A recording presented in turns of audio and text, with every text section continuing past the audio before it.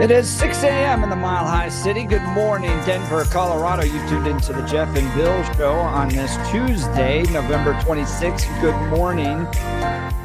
It is the week of Thanksgiving, and we've got a whole lot to cover for you. Joining us in just a minute is going to be Peter Boyles. You know that name. He does his famous Thanksgiving Day parade on Wednesday. Yeah, it's tomorrow. It's going to be a lot of fun. That's going to be fantastic. I'm looking forward to it. It's the imaginary parade. Yes. As yesterday he hinted, there will be the Venezuelan bands. Yep. And again, this is just a chance to lean into your personal political views, creativity, sarcasm, and entertainment. There are no sacred cows. The only thing is we got to abide by FCC rules. So no naughty words. Other than that, go at it. And my big question, what does Kamala Harris do in the parade? Exactly. There are going to be all sorts of things. Yeah, there's some stuff. I have got a really busy day today, and I'm a little worried that I won't have some time to do some creative brainstorming this afternoon. I would like to get some time to do it, but that may not be in the cards. So we'll have to see. I'm going to try to work in some... You just rely upon the great listeners of 710K and US to do that for you. But you gotta, there's some setups. There's some things that you want to be doing with some things there. So we'll have to see. We'll have to see what happens. Yeah, but I'm hoping everybody's getting their floats ready and getting ready to join us on Wednesday. It'll be fun. Pete's going to be joining us in just a second. And then, holy cow, Bill, you'd think 2 days before Thanksgiving, following a major presidential election, we may have fewer things to talk about, but not in this case. Wow. Everything from Trump's tariffs to... the Jack Smith case to this headline yesterday from CBS 4 that made my X account explode. Oh, I want to hear about that one. This was one of those mind-numbingly stupid headlines from the mainstream media that everybody, including George Brockler, was like, wait, what? And as of this morning, 48,000 views, all because of a headline written by Channel 4. Yeah. And it was somewhat incorrect, but we'll get into that. Yeah. Only in the sense that visiting France would make me a Frenchman. Yeah. So yep. Yeah. Oh, boy, we've got a lot to talk about today, so you're not going to want to miss it. Phone lines are open. Feel free to join the conversation. We'd love to have you, especially if you're out and about traveling, heading to the airport. Give us a little insight. I'd love to hear anyone standing in line at the airport. What's going on over at DIA? Give us a little insight into what the travel holiday season's like. Phone lines are open, 303-696-1971, or text us on the Dan Caplis Law text line at 720-819-5115. Yesterday, Robin Carnes traveling gave us a call. That was said cool. She couldn't turn the radio off. It was so compelling. That was great. Either that or she just didn't want to listen to her kids' music, which, again, we are a good alternative. You don't want to listen to the kids' music, so that's fine, too. We accept those listeners as well. We love you. Absolutely. Let's first check in on news and comment with Blake Olson. Good morning, Blake. Hey, good morning, guys. Good to see your smiling faces this morning. Nice jersey there. Yeah. So, Bill or Prime. Blake, here Yes. I was hearing all these rumors that Shador Sanders. Yeah, Shador Sanders yeah. could likely be heading to the Dallas Cowboys, and that they may be looking for a new head coach. And so I got to enjoy my CU Buffs prime time while I can. I agree with you. Actually, I think that may actually work. I mean, I think Deion Sanders would be perfect in the NFL because he'll have every coordinator around him. Yeah. Jerry loves him. He loves Jerry. Jerry can do his circus. It won't bother Deion. Deion can do what he needs to do. They allow everything. And Shador, I mean, he could definitely develop into a great NFL quarterback, I would imagine. So nothing would surprise me. So I think that's smart that you're wearing it right now. I'm enjoying it while I can. So a few weeks ago, I got a chance to go to a game, and it was due to the kindness of a certain trustee. And so I got to visit the trustee suite up there at CU, which was amazing. Right. And then we've been friends for years. This was Frank McNulty. And then Frank took me over to meet the prez, and I just told the prez of CU how much I appreciate what Deion Sanders has done for the CU football program. And as a guy of faith, I just love the fact he talks about Jesus all the time, and the libs can't do a single darn thing about it. That's the greatest part of it. I agree. That's part of it. If it's another coach, they're going to fire him. They're going to run him out of Boulder. If it was me, I mean, if it was you, forget about it. You're done. Yep. I wouldn't even get the nod. There would be massive protests, but up there, absolutely untouchable, man. That's exactly right. No, you're right. And so I told the press how much I appreciated it. Just maybe hire some more Jesus freaks. It helps the program. Hey, let's get it started. Let's just make the University of Colorado a Christian university. There you go. There you go. Let's do an entire segment on that. That'd be great. I love it. Right in Boulder, smack dab in the middle of Boulder. I love it. And while I was up there in the suite, I was going around talking to people and saying hi, and met a fine professor. We had a great conversation, and she was one of the lead professors of the LGBTQ department. Really? But we had a fine conversation. We talked about animals and her dogs, my dogs, and all that stuff. See, football brings people together. Yes, it does. Actually, more than that, winning brings people together. When you have a winning program, brings people together. That is the truth. It doesn't matter your sexual orientation at all. 27 and cloudy in Denver, expecting a high of 50 today. The 7-10 5-day forecast coming up. Our top story. Yeah, absolutely breaking law. All you have to do is look at Arizona versus U.S. You'll see these breaking law. But look, me and the Denver mayor, we agree on one thing. He's willing to go to jail. I'm willing to put him in jail. The man picked to lead border enforcement efforts by DJT will be in South Texas today. Border czar Tom Hillman is set to meet with Republican Governor Greg Abbott and other lawmakers in Eagle Pass to start the discussions of the border situation. Last night he was on Fox, as you just heard, talking about the Denver mayor, Mike Johnston. Because there's a statute. It's Title 8 United States Code 1324 III. And what it says is it's a felony if you knowingly harbor and conceal an illegal alien from immigration authorities. It's also a felony to impede a federal law enforcement officer. So if we don't want to help, that's fine. He can get the hell out of the way. But we're going to go do the job. President Trump has a mandate for American people. We got to secure this country. We got to save American lives. And I find it shocking that any mayor of a city would say, President Trump's been clear, we want to concentrate on public safety threats and national security threats. I find it hard to believe that any mayor or governor would say they don't want public safety threats removed from their neighborhoods. I mean, I don't know what the hell is going on in Denver, but we're going to go and we're going to fix it. If you don't want to fix it, if you don't want to protect his communities, President Trump and ICE will. And 9 News interviewed the mayor, and he's backpedaling a little. Are you open to sending Denver police officers to the county line to stop federal forces or National Guardsmen from other states from coming into Denver? We have no plan to do that.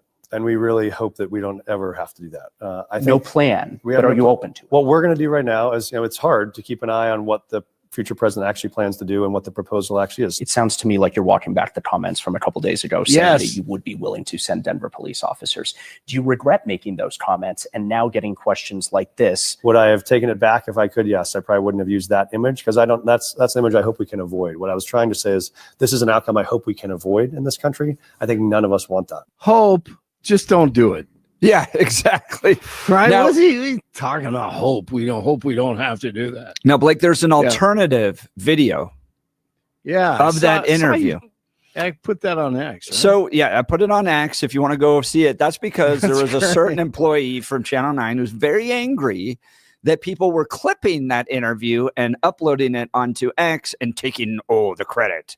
He thought that only apparently Channel 9 should be able to upload their videos, and then everybody would retweet those as opposed to clipping them and putting them up there. So, okay, I see. So clipping means editing in my world. Okay, so they edited it. Well, they just took a small portion of it, and they put it up there. Yeah, and they said 9 News, right? 9 News, and it has the next thing there, so they get all the attribution, all the credit, all that stuff. He just doesn't like the fact that other people, post clips of stuff. Great thing for 9 News. Right. Exactly. Right? So he and I went back and forth all day because is that what you were doing? Yeah. Okay, so now it makes sense. He wants Channel 9 to get the money from anybody that posts clips of Channel 9's content. And I just reminded him that Channel 9 likes to post clips of our show all the time. And he can DM me to send me the check from all the money Channel 9 gets when I interview people like Dave Williams, but then he kept going. So then I took that little audio you did right there. Right. And I changed everyone's voices to cartoon characters and then added pirate hats and big mustaches to everybody. That was well done, man. So You did just that. to troll Channel 9 and their stupid little frustration over the fact that people clip their content and share it around. Yeah. And it just goes, if you're a content creator, especially in the news, right? You're not making music. Right. I'm not creating a movie. I'm interviewing somebody of public prominence, and then I'm putting that clip up online. Yeah. And if people share it, that means that the news I'm creating goes further and further and further and further, which is what you want. So yeah, that's a good. So if anybody wants to go hear those two people talk with cartoon voices, pirate hats, and big mustaches, it's on my X account. Hey, I will say this now, away from a great interview, awesome sound bites, all that, they did a great job. Also, I looked at it, 9, the photojournalists at 9, they're the greatest, but they make things look really, really good. That set. I guess it's his office. Right. I don't know. It's well lit. It's 3-camera shoot. Looks beautiful. And what I thought was, wow, Kamala Khan spent $100,000 on that lame set, right? And then those guys at 9 went in there, and they made that thing look so good. It is beautiful, lit colors. A great interview and great set, man. Get it out there, put it on social media. Nice job. Well, it's Jeff, news and good. People are talking about it, and the interview that you scored is now viral. 9 News. Right, and you got the little next. No one's taking out the little next. Little thing on the side. So now maybe people are watching it more. I don't know. Yeah, heck yeah, man. Hey, great job. I like the mustache. The mustache is the great. Mustache on You're Mike doing Johnston. a great job on X, by the way. We're having fun. Now that football's over, I'm gonna try to help you out on X if I can. There you go. I just don't. Man, it takes so much time. All right, good job though, Jeff. DJT's federal election interference case is being officially dismissed. Special counsel Jack Smith filed a motion to drop the felony charges connected with Trump's alleged efforts to overturn the 2020 presidential election, and a judge agreed Monday. Smith said the charges had to be dismissed before Trump takes office in January because of a Justice Department policy that sitting presidents won't be prosecuted. Smith filed a similar motion to drop all charges for Trump's alleged efforts to illegally store classified documents at his Florida home. But that is still being reviewed. A judge dismissed the charges in that case earlier this year, and Smith on Monday dropped his appeal of that decision. A federal judge in Denver says a San Jose State volleyball player can play in the upcoming women's conference tournament despite allegations that she is transgender. U.S. District Court Judge S. Cato Cruz allowed the player, who's been part of the team all season, to compete in the Mountain West Conference tournament in Vegas. The decision follows a lawsuit from 9 players challenging the conference's rules that allowed transgender athletes to play, arguing it could be unsafe and unfair. Neither San Jose State nor the teams that might forfeit have confirmed whether the player is transgender. Yeah, that's pretty interesting. Scott Jennings outstanding on CNN last night. The lefties, they do not want free speech. They don't want it. And their moral authority here, the journalists. That happens on X. Please don't give me the eyebrow furrow as if you don't know what I'm talking about. It happens often on X. I can go and say the color is blue, and I will be met with so many disrespectful remarks. No one's regulating the N-word. No one's regulating the criticism. No one is regulating how people are treated. How much government regulation of the First Amendment are you for? Let me tell you something. If I came on here and I just started calling you all kind of names, do you think the bosses would let me continue to do that? I mean, it happens. I mean, mean, Yes. Occasionally, I don't know if you well, watch it the doesn't show. happen to you, but it doesn't happen does for me. happen. And I know that I wouldn't be able to do that. There's a level of professionalism in what we do here because we are journalists and we adhere to something at least morally. yeah. And there is no moral compass Oh on my this God. thing called. Can you believe that? That They is are the great moral audio. authority. Isn't that great? And I mean- and Jennings was awesome. I mean, she just said she doesn't want free speech, and they're the moral authority. So yeah, exactly. That is a great point, Blake. And this is what I've said, probably what happened in journalism school for the last 2 decades. And look, I don't have a degree, so I don't from journalism school, so I don't know what happened there. But this is what I'm guessing happened is that these professors told all these little minds full of skulls full of mush that you have tremendous power. And in your Yes. tremendous power as No journalists, doubt. you must make the world a better place. And so they all ran out from journalism school. They all look like Kyle Clark and this Chris guy from Channel 9. And it's, we're going to change the world. Don't just watch, engage. And they tried to drive an agenda through the media. Nobody likes the agenda they're trying to drive because it's so dang progressive. And now nobody trusts them anymore. Nobody cares who they are. They don't listen to them. And they're having mental breakdowns on media for the whole world to see, like the clip you just played there. Yeah, I'm going to disagree. I completely and totally disagree because the point and I went through journalism school, not within the last 20 years, but I went through it. And I have friends that have gone through it since then. And that is a assumption without much backing. There are pieces out there in which you do get that advocacy journalism, but the vast majority of journalism schools are solid. The vast majority of journalism. So? Yep. And you know what it is? But how I look at all the products I that they're will putting tell out there, and they're all Yep. agenda driven. No. Yes. Hang on. Wait, hold on. Here's the idea. You're pointing at the wrong cause of this happening. I'm not saying it's not happening, but the issue is your cause is wrong.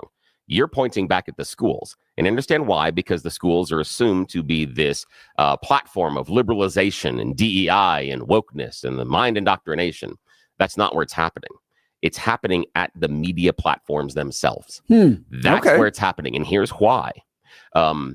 Later in the morning on the show here and Fox and Friends, it's running here on the curvy couch, they set up a bunch of people who are reporters and ask them their opinions about the news. They do it on CNN, they do it on NBC, and now the reporters are given a voice through social media. The reporters that used to be the silent observers are now asked about their opinion and give their voice all the time.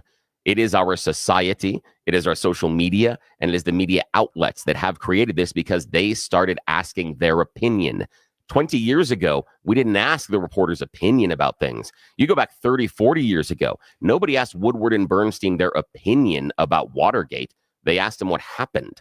That's the change. We as a society inside of our media and inside of social realms have started to ask our reporters to give their voice. Fox News has an entire show focused around putting reporters on a couch and asking them their opinion. We didn't do you that think, before. though, that with all the press back that's happening now and the fact that trust among journalists is near record lows, if not at record lows, that these media rooms that are creating these problems are going to change? No, not in the least. You don't think so? Nope, you don't not in the think they're least. like, gosh, nobody cares what we think anymore? Maybe we Nope. should just go back to news? No, because I honestly don't believe they see that as a problem. That's how it functions. And again, the reporters are given voice even individually through social media. That's where this went sideways. It's not the schools. It has to do with the journalism and what happens inside the the professional environment itself, because we started asking our reporters for their opinion.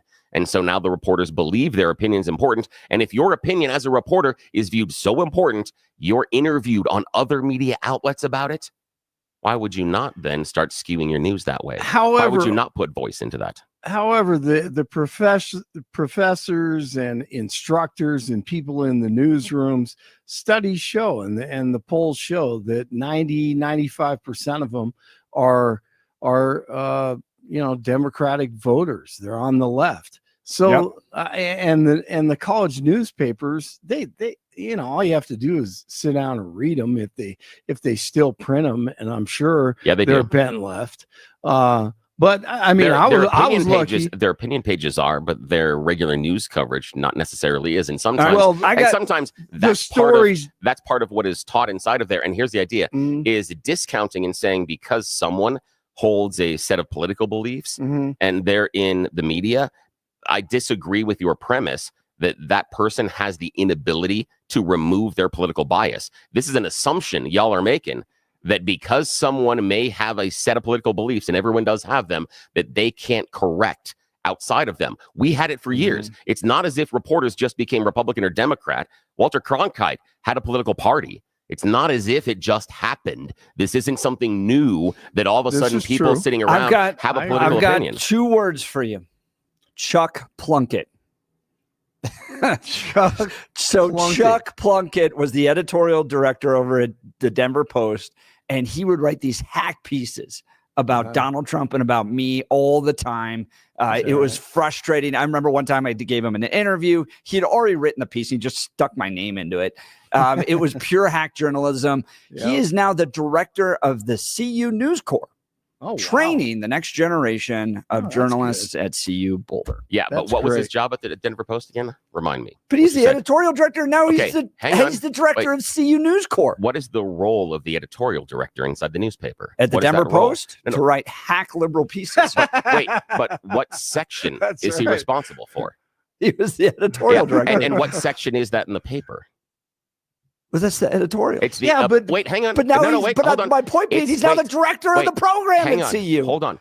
It's the opinion section, not the news section. I'm not talking about when he was at the Denver Post. I'm talking about what he's doing now. I know, but see here, you're proving my point. That's the issue. That's why we're walking down my point. No, I'm not. And we'll walk down this road. Watch Pete's this. Sitting here going, why am I on hold? Yeah, he's like, why am I on hold? You got to talk about the Thanksgiving Day thing. Let me walk this down. He was the editorial editor, and that is the opinion section.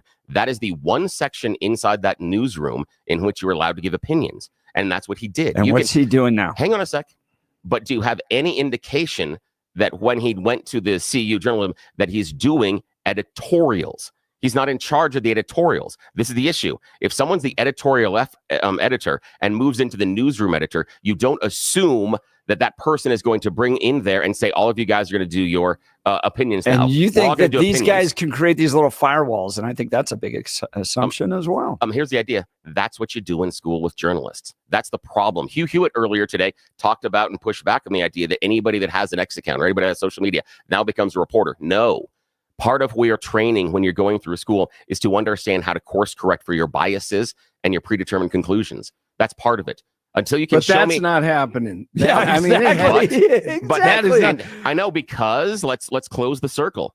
Because inside of the ecosystem, inside the profession right now, we ask them for their opinions. That's not taught at school. It is taught when they are in the profession, because Fox News does a show about it, MSNBC does a show with it, CNN does a show with it.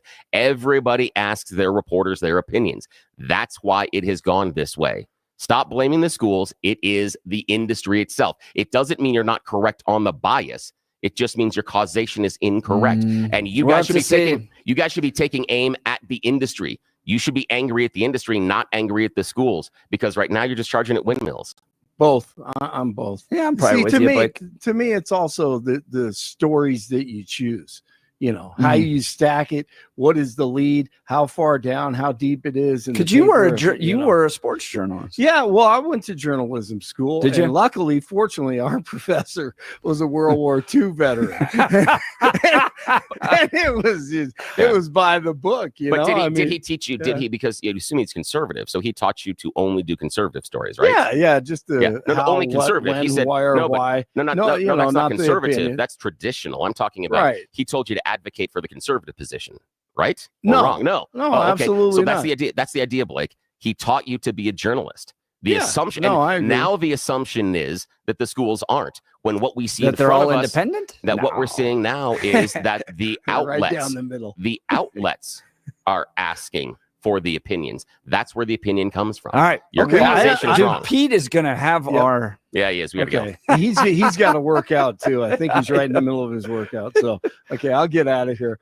I have more to say. News brought to you by Lair Fireplace and Patio, Denver's premier source for everything fireplace, patio, and grills. Locally owned and operated since 1954. Online at lairfireplacepatio.com.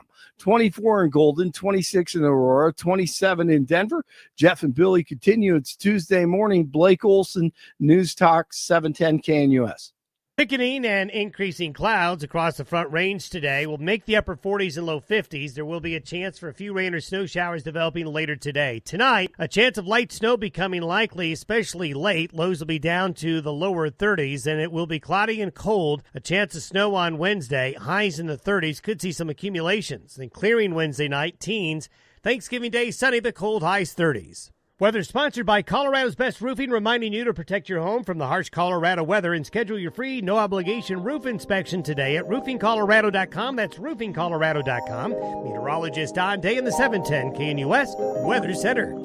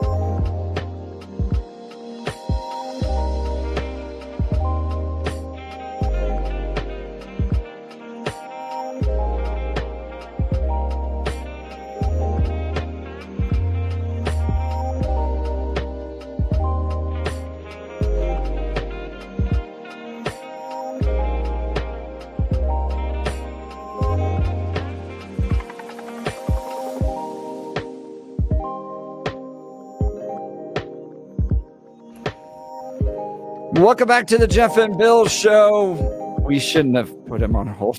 We should have brought him into the conversation. Yeah, we should. This would have been fun. Because this is his. Joining us is the legendary Pete Boyles. He's going to be talking about the imaginary Thanksgiving Day parade he's going to host tomorrow. But Pete, you wanted to share some thoughts on our feisty debate we kicked off at 6 a.m. this morning. I wanted to say, long-time caller, first-time listener. Yes, but exactly. I'm sitting here talking to the phone while you two are talking. Three of you are talking. Start this way. If two dogs are fighting, did you ever see a third dog just come along and sit down and watch?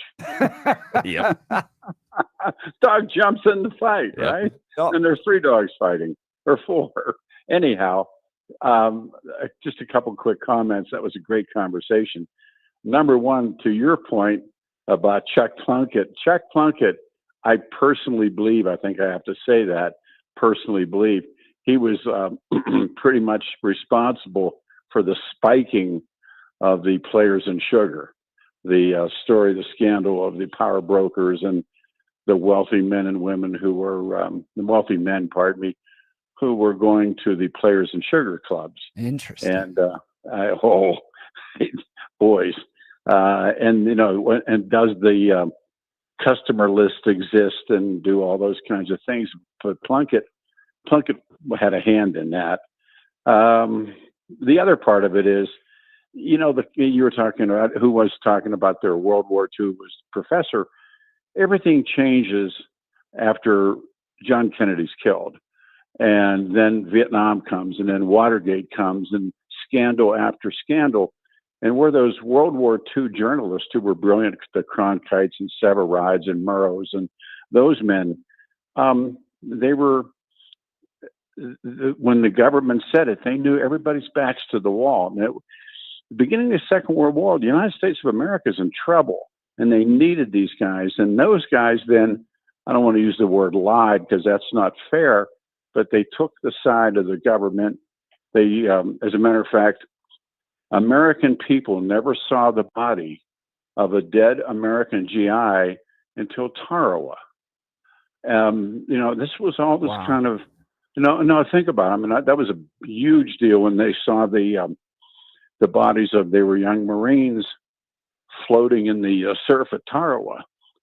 And that's the first time everybody said, wow, there's really, and then of course Murrow's in London, and there was a different class of people. Then comes Lyndon Johnson, then comes Jack Kennedy's assassination, then comes Richard Nixon, then comes Watergate, and even talk radio, Jeffy, voicing your opinion. You're part of the media. I am as well as Billy.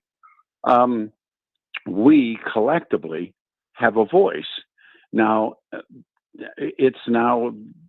I was at Bill Husted's remembrance. Bill was a columnist here in town, and they had a remembrance on Sunday night, and I attended, and I was asked to say a few words. Bill and I worked together for years, and there's a room full of at Shanahan's, all the old hands, the newspaper guys, and just everybody that once was. And all I could think of was at the end of Margaret Mitchell's Gone with the Wind. And what did she say? It's all gone. It's gone with the wind. So the new stuff now is on the internet. The new stuff. This is why Musk really, I think, more than helped Donald Trump win. When Harris is out there knocking on doors, he's got that X team working on the internet. When she's campaigning, trying to raise money, he's running for president with Musk and all these brilliant characters that he took with him. So the media has turned into something that it's amorphous right now, and it's trying to find its way. Yep. But we know about the layoffs in our business. We know about the newspapers are diminished so far now.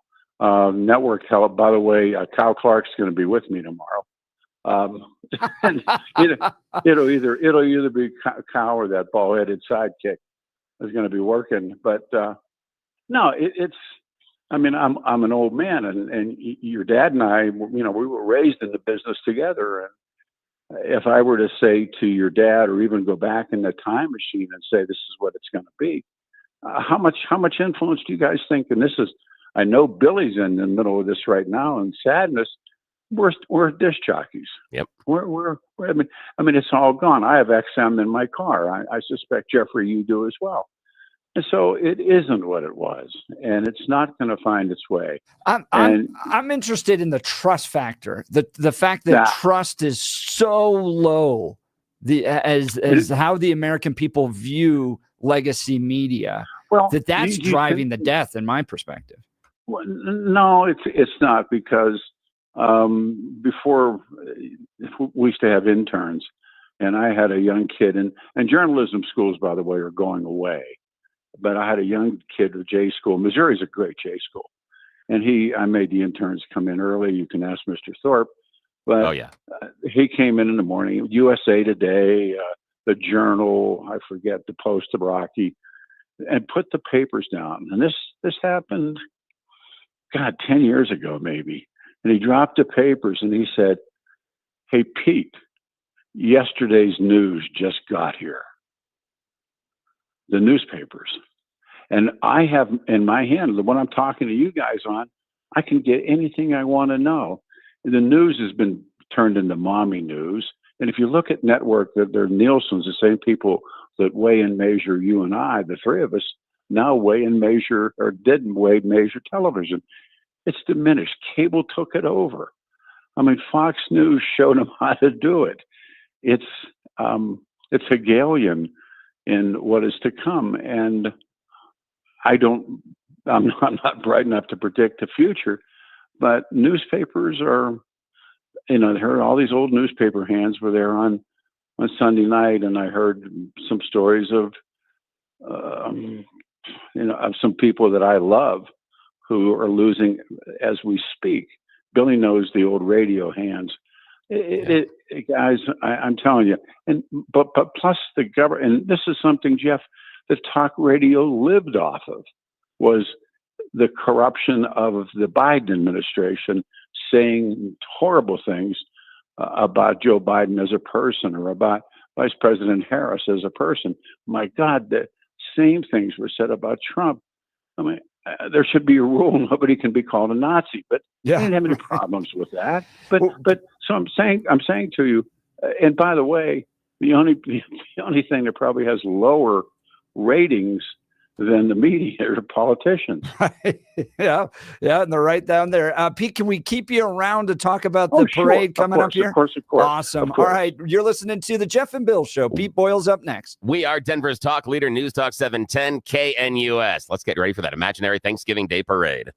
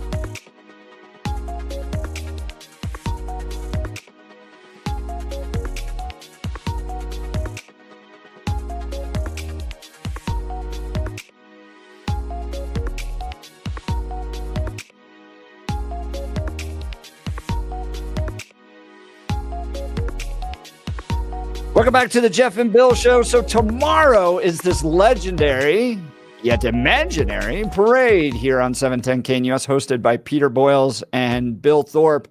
Guys, tell us what's going to happen.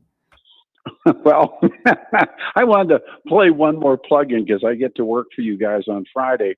Oh, yeah. And we're going to look at the Kennedy assassination. And there's a wonderful book I just finished entitled The Last Honest Man. And the church committee, there was the CIA, the feds, same guys we talk about now, and the Kennedys, and this church's fight to save democracy. But he exposed it for what the CIA was involved in. And recently, I don't know if you guys saw the drop where RFK Jr. was straight out asked, did the CIA kill your uncle? And he said yes. Yeah. So that's all new stuff. We'll do that on Friday. As for the imaginary Thanksgiving Day parade, it's going to be cold tomorrow, and the guys are down there building the platform right now, the reviewing platform. I will have a mystery guest riding motorcycles with me at the end of the parade. Get ready, winky, winky for that. And Cal Clark will be there. A lot of the media guys will be there, as you guys well know. But there is no holds barred. And FYI, this goes back. And I was, even after the last time I was with you guys yesterday, and I felt pretty stoogey because I thought, you can't even tell these two folks, let alone the audience, when this thing actually started. Yeah. And I still can't do that. But it was an idea like, well, let's do a parade and have all the callers and everybody come in and be part of it. And it just has, Jeffrey, it's just taken off from there. And I mentioned your father earlier, who I have so much respect for. This is the kind of stuff that he did.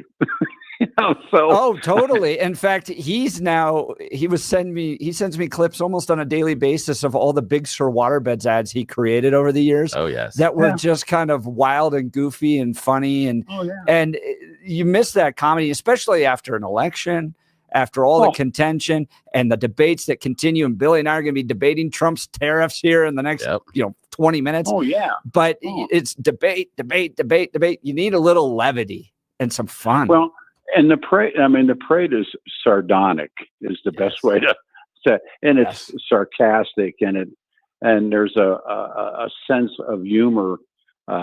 There's a great line in another book that I'm reading, and it's about Johnny Carson, this new Carson book that's out, and he had that sense of humor. And they came up and they said, there was a comedian, they said, we buried him 3 days ago. And we put him in the ground was the line. And I won't do the line because it'll kill the book. In the ground, Carson says, was he dead? It's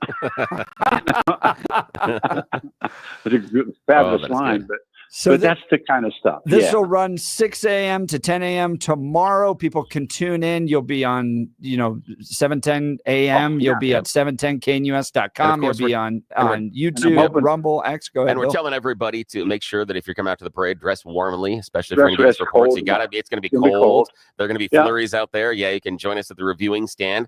Come by. We have complimentary hot chocolate for you as well, along with if you give Mike Crowley the little special handshake, he might put something extra in the coffee for you. Just saying. And better yet, how much can we have marijuana marching parades? And now we've got the magic mushroom. Yes, exactly. And they're going to be a lot of fun tomorrow. Oh, the Venezuelan marching band that Jeffy mentioned. Yep. This mayor. How many? These guys are gifts.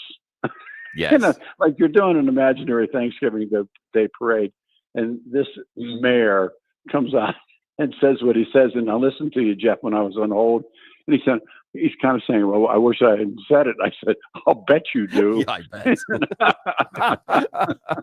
That is great. Well, I love you guys both. Tomorrow, this is gonna be 6 a.m. to 10 a.m. And you really have Kyle Clark participating in this, or is that part of the joke? As far as you know. but Jeff, listening to the open of the show, I got to pay him. Yeah, that's true. That's true. Yeah, but maybe we can get some of those McDonald's gift certificate things. They used to give those. I actually, 1 year working in radio, they gave us one of those $25 gift certificate things to, books from McDonald's as our Christmas bonus. We were like, What? Sure. What? And you know they bought them in bulk, so they didn't pay the full price anyway. But oh well. And here's a legitimate question for both of you. Yeah. On tricks and treats, can you give out those Taco Bell mild packets to kids?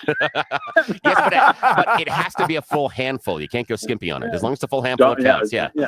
That's Kids great. want- Peter Yeah. Boyles, Love you both. I Bill, love you. You're the best. they're going to be tomorrow doing the Imaginary Parade 710 KNUS. Yes. It's going to One be more- a ton of fun. Go Yep. ahead. One more time into the breach, my friends. One more time. Yes, I love everybody. it. Grab a Thanks, helmet. both. Yeah, get your seatbelt. We love you, Pete. We'll talk to you tomorrow. This is All right. fantastic. You Choose the News is up next. You're listening to the Jeff and Bill Show. Denver's talk leader, News Talk 710 KNUS.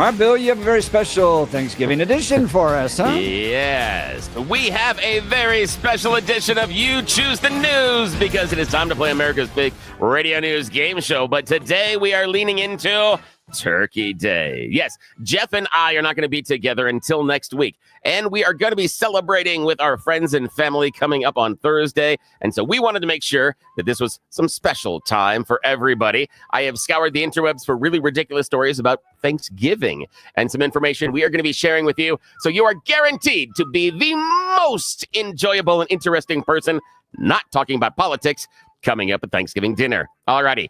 Gentlemen, Blake Olson in the newsroom, Jeff Hunt in the studio. Here are your choices, sirs. Headline number 1, separation of church and state.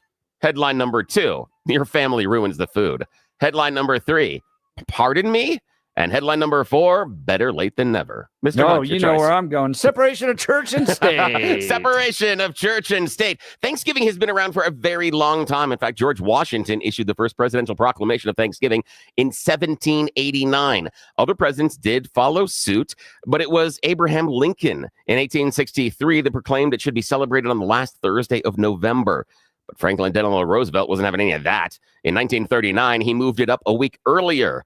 However, a lot of states are like, nah, we good. So for a couple of years, we celebrated Thanksgiving at different dates across the country. Yes. Wow. Then finally, back when Congress could actually do stuff in 1941, they stepped in and passed a resolution setting the fixed date for the last Thursday in the fourth week, second to last month of the year. Now, separation of church and state comes in when we go back to our president, Thomas Jefferson. He was the very first president to refuse to declare Thanksgiving a special day and put out a proclamation because he said that previous presidents declared Thanksgiving to be a day of fasting, prayer, and gratitude.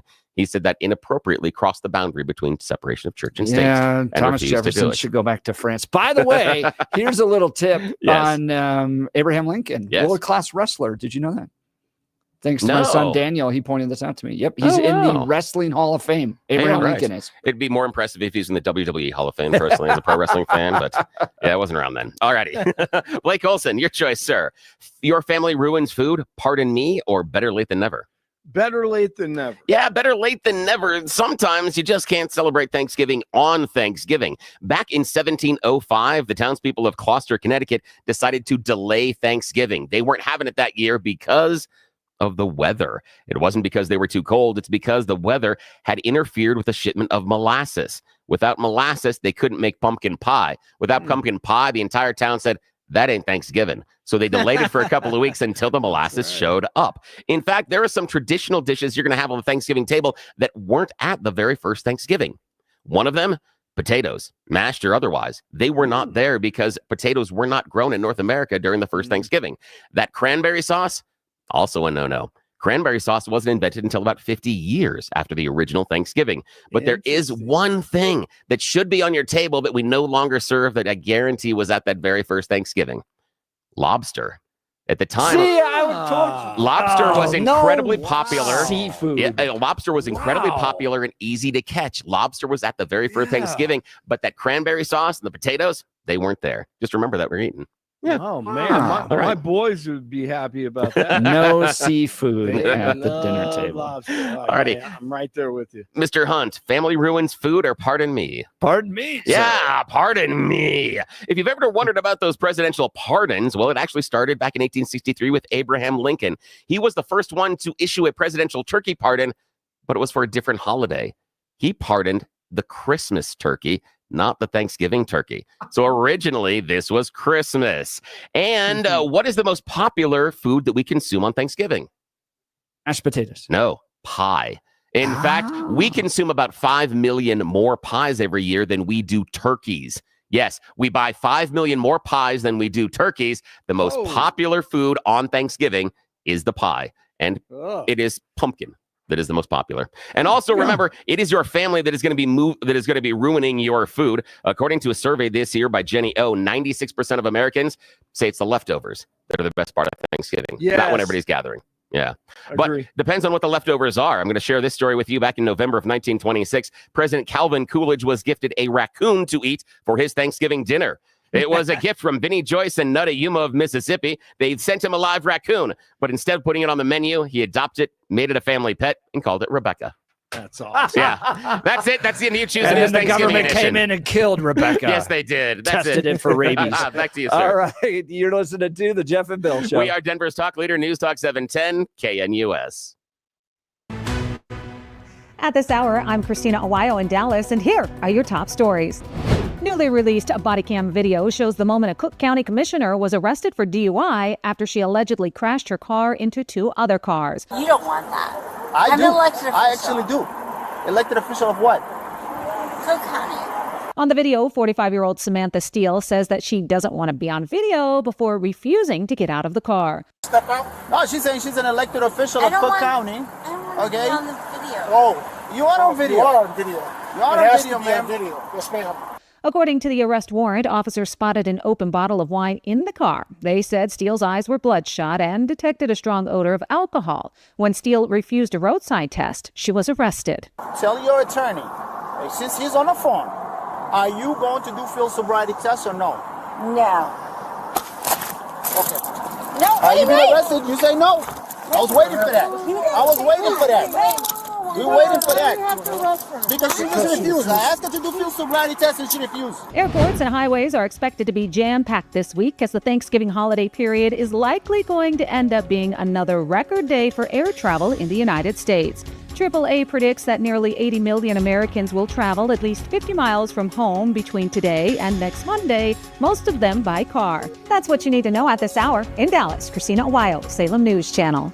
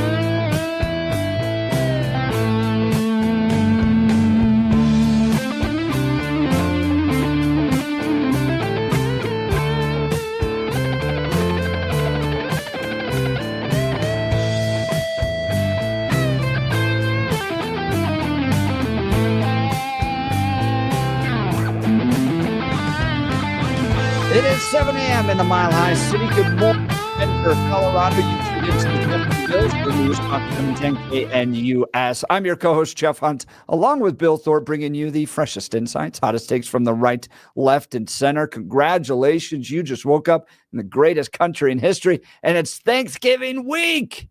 We've got an entire show planned up for you of engaging discussions, critical analysis, but most importantly, your phone calls and texts, because this is where Denver's voice is heard loud and clear. So grab a cup of coffee, Denver. Let's dive into the issues that matter most to you right here, right now. Coming up after news and comment with Blake Olson. 2 really big posts on True Social yesterday coming from DJT, all about tariffs. And he's sick and tired of the drugs and illegal immigration coming from Mexico.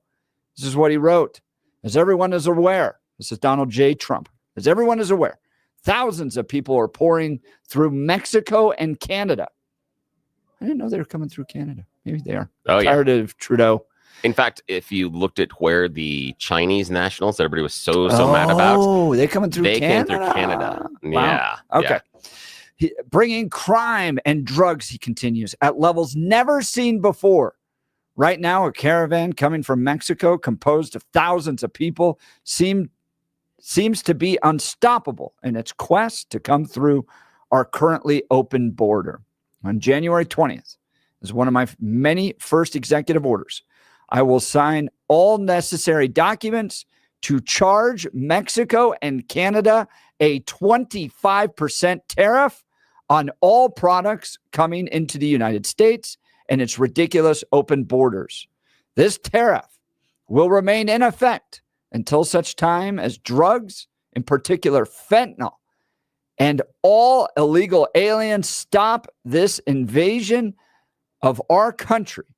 Both Mexico and Canada have the absolute right and power to easily solve this long simmering problem. We hereby demand that they use this power, and until such time as they do, it is time for them to pay a very big price.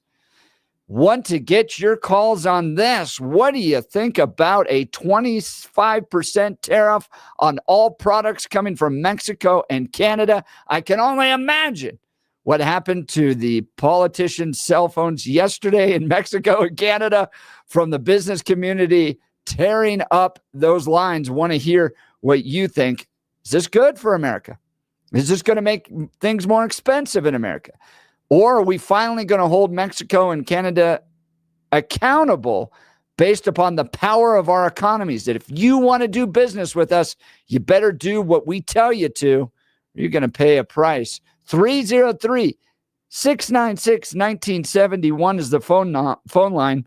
303-696-1971, or text us on the Dan Caplis Law text line 720-819-5115.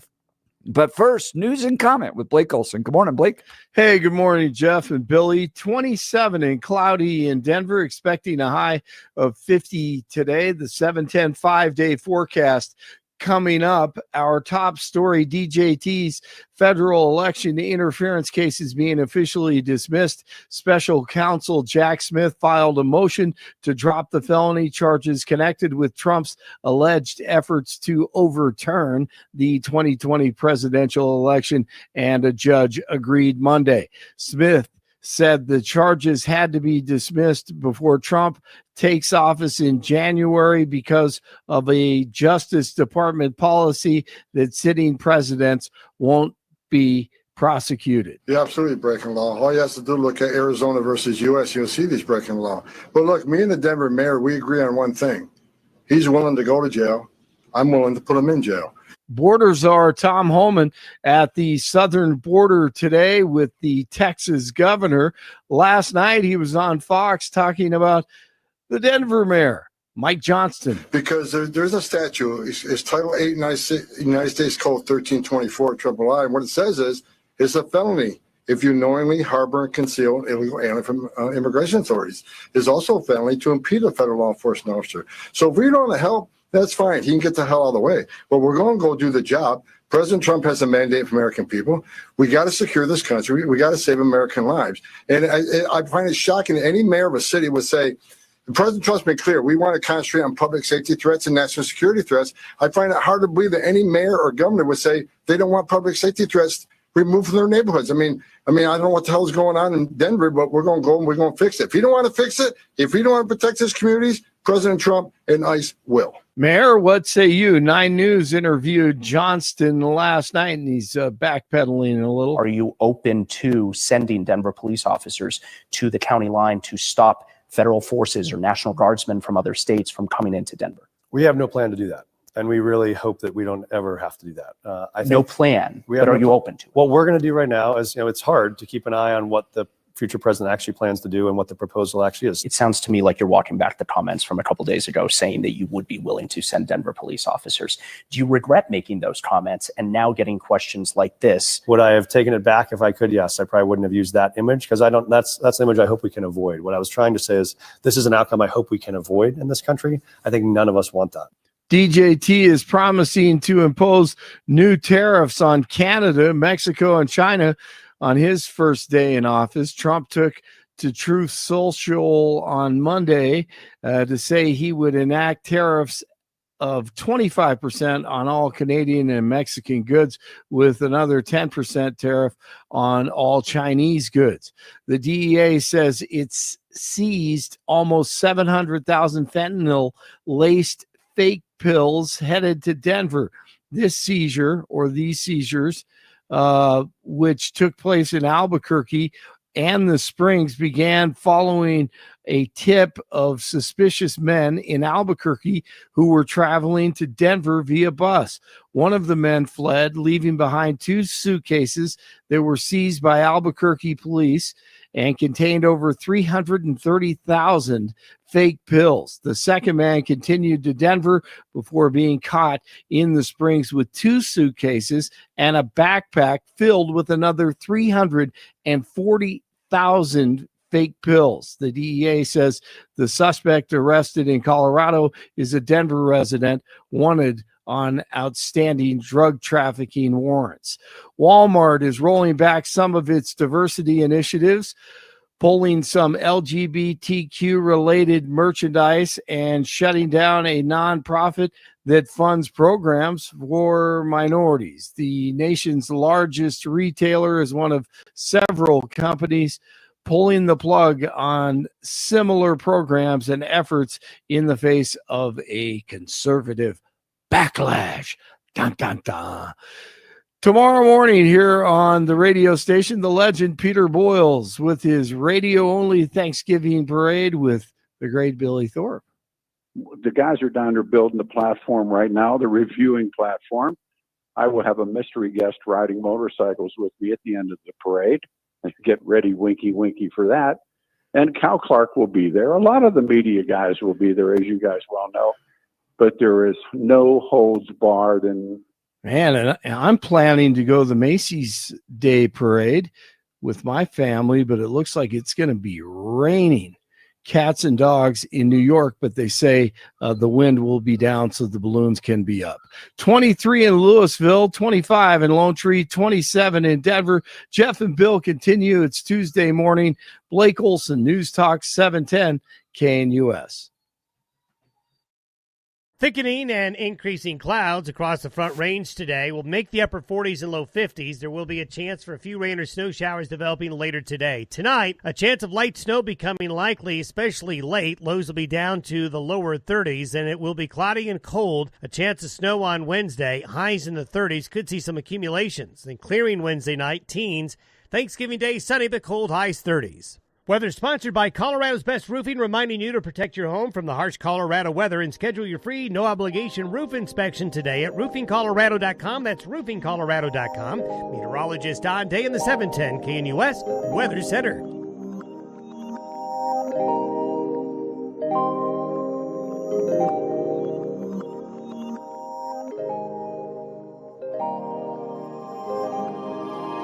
All right, we're talking tariffs.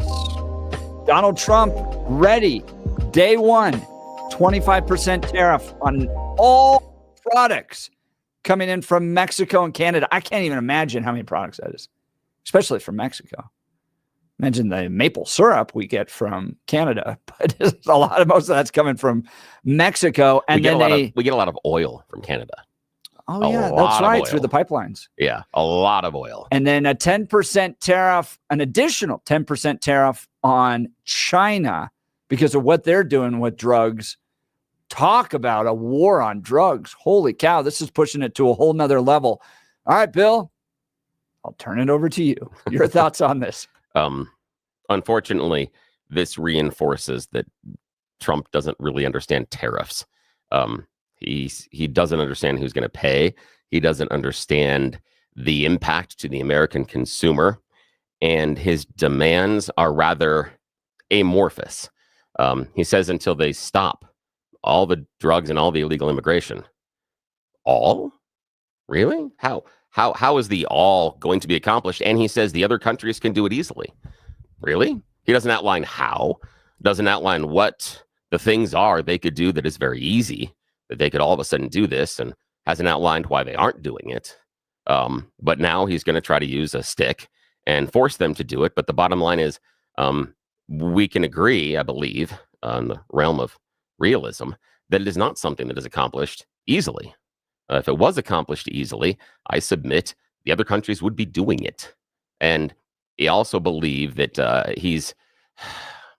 Okay, the vast majority, and I believe that Stephen Tubbs, friend of the show and former host here at KNUS, will agree that the vast majority of the illegal drugs come through either not through ports, but through other means or trafficked by Americans.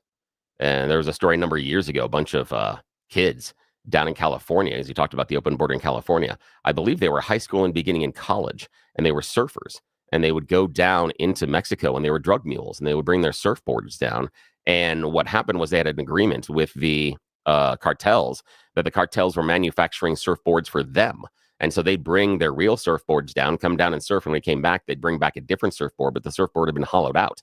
And they had put hundreds of thousands of dollars inside the each one of the surfboards. And it was best because they'd put them on top of the cars, which kept them away from the drug dogs and most of the inspections, because you were looking elsewhere. You weren't looking at the surfboards. They got pinched eventually for it because they got caught and all into prison for it. But there's a lot of that happening, because the easiest way to get drugs into the country isn't with someone who is trying to sneak into the country illegally. The easiest way to get in the country is with someone that's already a citizen, because they have the easiest passage in and out. But again, what do you mean by all? So if we are still getting, a couple of thousand fentanyl pills, the tariffs still stay? That's the weird part. It seems that he's playing a zero-sum game, which is a weird thing to do. Again, some of what he's doing is hyperbole, but the most dangerous thing is that he has no idea how tariffs actually function economically. But this will be interesting to see. All right. As you can imagine, I disagree. And I'd love to hear your perspective. Give us a phone call at 303-696-1971, 303-696-1971, or text us on the Dan Caplis Law text line, 720-819-5115. I think that Donald Trump perfectly understands how tariffs work. And I said it from the very beginning, he's going to utilize the power of the American economic engine. We are the biggest economy in the world, and we have tremendous wealth, tremendous power. And if you want to do business with the United States of America, you better start playing by our rules. We're not just going to allow you to come across and sell what you want to sell without tariffs, and then allow our country to fall into despair because of these drug overdoses, the illegal immigration that's taking place. He is going to right the ship, and he's going to use the power of the American economy to do that. So here's what he's going to do. He is saying to Mexico, to Canada, and to China, stop taking advantage of the United States of America. And if you're going to pay a serious price for it. I also think this is the opening salvo, whatever the word is. Salvo. There, thank you. Not great in my English major. This is a opening salvo that he wants to renegotiate with these countries. Do I think it's going to be all, like if one pill gets through or a handful of fentanyl gets through, that somehow Mexico is going to continue to pay 25% tariff? No. But Mexico doesn't pay the tariff. We got to functionally outline that. It's not who pays the tariff. It's not how tariffs work. And Donald Trump doesn't understand that, and that's a problem. That is a functional problem with what he's trying to do. He does not understand who pays the tariff. He believes the exporter pays the tariff, and that is wrong. And that is economics 101. I don't know if I fully agree with that. I understand. What do you mean? I'm not. Hang on, Jeff. These are facts. This is how tariffs work. You say the importer pays it. Yes, that's how tariffs work. Tariffs are a tax on American consumers. And you don't think they're going to pass that back to the exporter? You think they're going to pass that all entirely on to the American people? Why would the exporter pay the tariff? Why would the American people pay it? Because Donald Trump's making them, or you don't get the good. Why don't they just go somewhere else? What do you mean? Who they? Go where? The American people. You can't. If you're going to have an extra tariff on your Apple iPhone, nobody else but China makes the Apple iPhone. You're not going to be able to go anywhere else. If he puts a 25% on stuff coming up from South America, we only have 2 importers of coffee. We don't make coffee here. We don't make sugar here. We're going to have to pay import taxes on sugar. The exporter doesn't pay that. Does Mexico make sugar? I think they have some, but again, it's further in South America as well. But again, that's all it's imported. Another country. But we don't make it though. That's the issue. But he's talking about putting a tariff on everything, even a 10% tax on other stuff.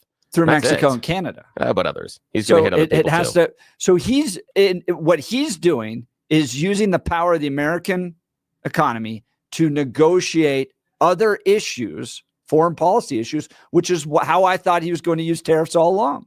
Yeah. He's going to try to enact foreign policy changes on the back of the American consumers. He's going to make it more difficult for you to put food on your table. And more difficult in that line of thinking, the assumption is there's no other alternatives, and we're all going to have to pay more money no matter what, because we couldn't create anything else in this country. Yeah, because some of it's we can't use the manufacturing. We can't move the manufacturing onto this. This country. Not in that way. No, none of that. Not if you're going to pay, because what do you think the hourly wage is going to be for an Apple worker that's going to assemble the phones here versus the hourly wage that is currently paid in China? We can agree it's slave labor. But if you're going to pay more, that's more as far as the input and the cost of production. So your Apple iPhone is going to cost more. Yes, and Trump doesn't understand this. And I just for a sec, we're gonna have this just to set the bar, because I understand. We got text messages or get calls, people saying that I'm wrong, that Trump is doing this, that he's actually very clever. I want to play this audio to prove Trump doesn't understand who pays the tariffs. This is him talking about his tariffs on China. China devalues their currency. They pour money into their system. They pour it in. And because they do that, you're not paying for those tariffs. China's paying for those tariffs. The tariffs are not being paid for by our people. It's being paid for by China. But the American taxpayer is not paying for it. China's paying the tariffs. They're devaluing their currency, and they're pumping money in. That's paying for the tariffs. Our people have not been paying for the tariffs.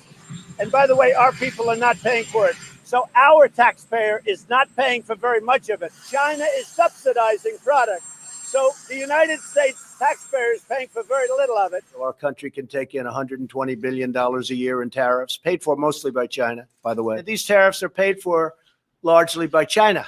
Our people aren't paying for those tariffs. In that case, certainly, China is paying for them. Foolishly, some people said that the American taxpayer is paying the tariffs of China. No. It's not that way. And he's wrong. The importer pays the tariff. That is functionally how it works. And that is just an economic fact. It's not a debatable issue. That is how it works. And here's why. I think that's perfectly debatable issue. No, it's not. The importer pays, and the importer pays the tariff. And here's why. This is how it works.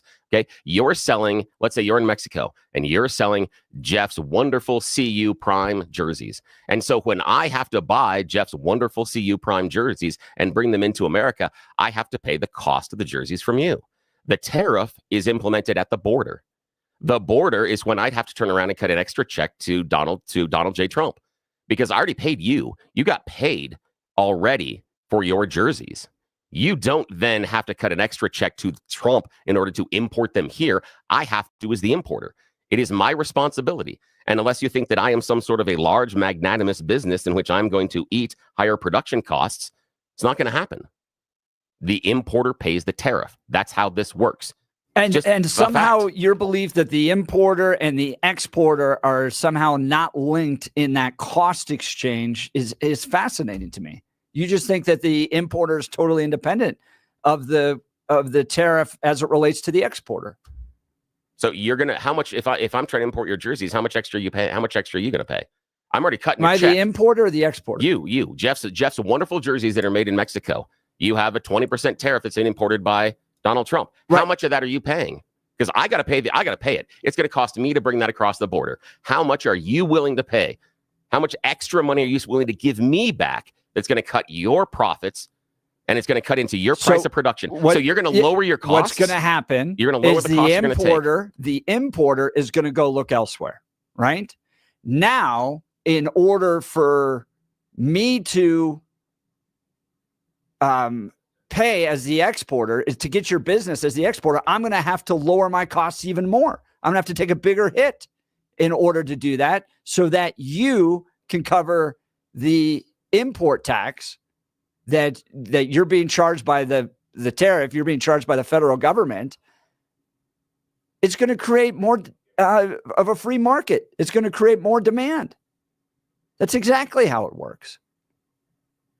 And if America can do it better, then the importer's not going to have to pay the tariff, and he's going to go look for business inside the United States. That's what Donald Trump's thinking. All right, we got absolutely jam-packed phone lines. Text messages pouring in as well. If you can't get through on the phones, give us a text at 720-819-5115. I think this is a powerful tool that Donald Trump wants to use now to achieve foreign policy ends. And if it puts pressure on Mexico, and all those businesses in Mexico are freaking out now over this, those lawmakers, those politicians in Mexico right now are finally going to have to take this drug trade that is destroying American lives a lot more seriously. All right, we'll get to your phone calls and texts. I do want to talk to you about our friends over at Colorado Christian University. Do you know a high school student passionate about engaging in cultural and political issues? The knowledge and skills needed to impact the world through civic engagement is an ever-increasing need in today's society. Colorado Christian University is at the forefront of meeting this crucial need, equipping the next generation of competent, convictional Christian leadership in American politics. CCU's degree program in politics with an emphasis in public policy prepares students for the complex challenges of modern politics in an unapologetically Christian and foundationally conservative worldview. In this distinct program, students learn how to impact public policy and advance Christian conservative ideas. Colorado Christian University also houses the Centennial Institute, a think tank committed to mobilizing ideas on faith, family, and freedom to strengthen America's future.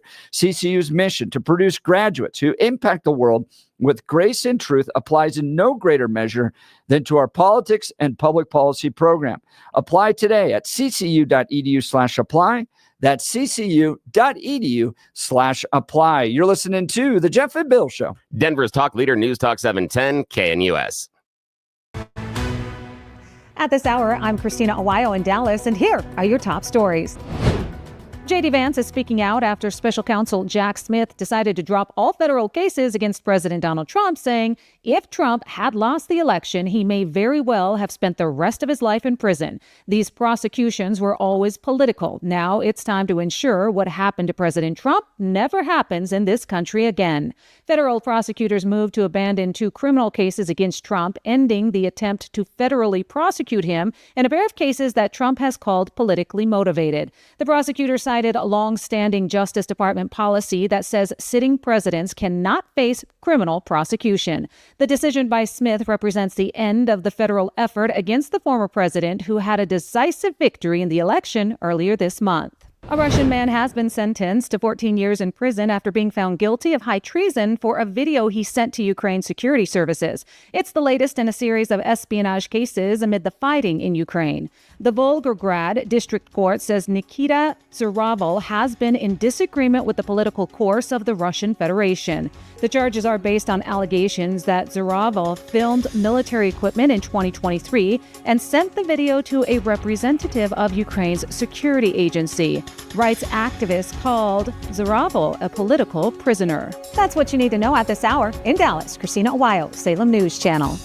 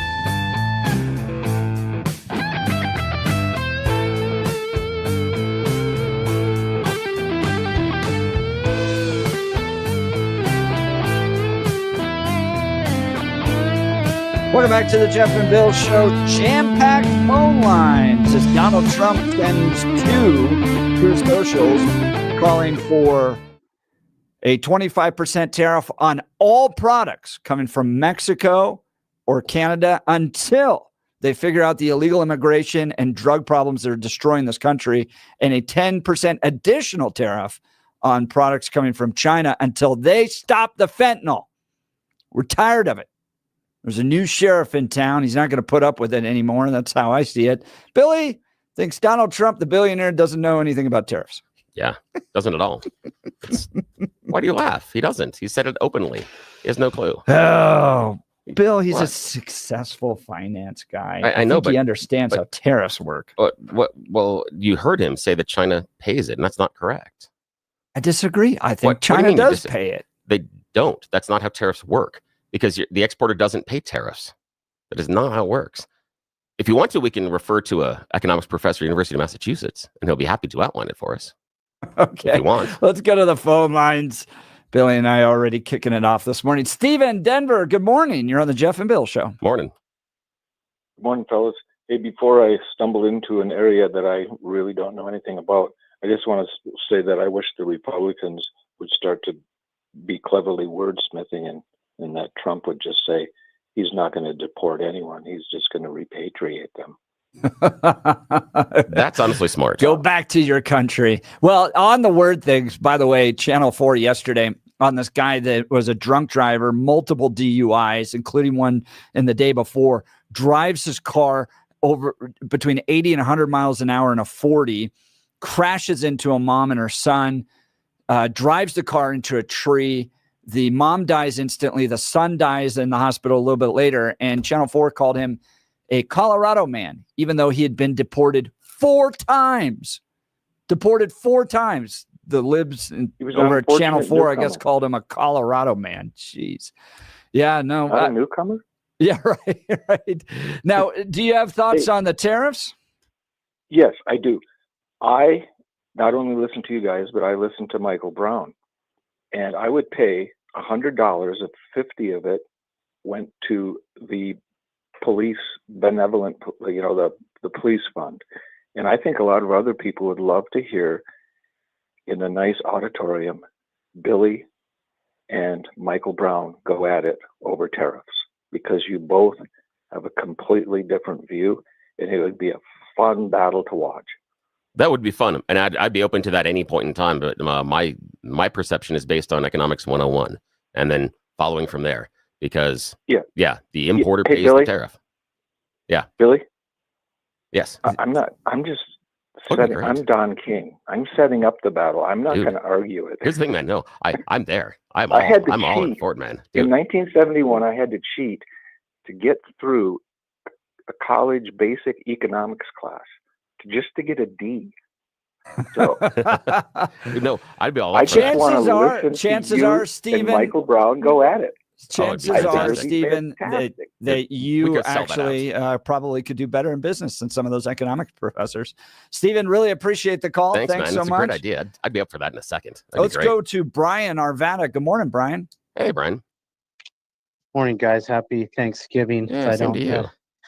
There's 5 million more voters that have a lot to be thankful for this Thanksgiving. So that's a good thing. Hey, on this tariff thing, I know, Billy, you want to bring in an expert from University of UMass, but Charles Payne, financial expert, wrote a 7-page paper in 2018 on W Street all about tariffs when Trump's first administration. And I challenge you to read that because you might change your opinion a little bit. It's a bargaining chip. There's so many different things it does. If you just talk about the quantitative effects immediately, that you're losing the point. There's so much more into it. It's a bargaining chip. It's the consumer will pay a little bit more, but the business will take on some cost, and they'll also start buying from different places like Vietnam, Honduras, and those economies will grow. China's on their heels right now because of this tariff announcement. Yeah. Their economic stimulus package that they announced when they thought the Democrats were going to win the last 2 years, in the tank. So read that paper and you'll probably change your views maybe a little bit. I'm not certain about that. And here's the idea that, Brian, is the assumption is that I don't understand the idea of the chain of supply and the changes. One of the things that I have written down on the notes that I have in front of me is that the big winner in all of this is, wait for it, Vietnam. Exactly the reference point you just made. So I bet that what Payne talks about, there are large agreements. I bet Charles Payne understands the importer pays the tariff, which is unlike what Donald Trump says. I bet he agrees on that premise without reading what he says. Now, he is right that the importer can choose to absorb some of that cost, but that cuts into the importer's profitability. And you're going to tell me that some of these multi-billion-dollar companies are going to eat that cost? No, they pass it on 9 times out of 10. They might pass it on. They may take a little bit of it, but the bottom line is prices for consumers will go up under this tariff plan. And that is fundamentally true. And I understand him talking about it being a bargaining chip. And that's why I outlined earlier on, Brian, that I'm worried about his end goal. He says until we stop all the fentanyl and all the illegal immigration. That seems to me to be a pie in the sky. I don't think you can ever get to a sum total of 0. But if he's using it as a bargaining chip, then what we know is he's coming in way too hot, and it really doesn't matter. And the issue being the people negotiating with him also knows that. Also knows this is an opening salvo and he's mostly full of crap. And so what does that do to his opening position? It undermines and erodes his position also.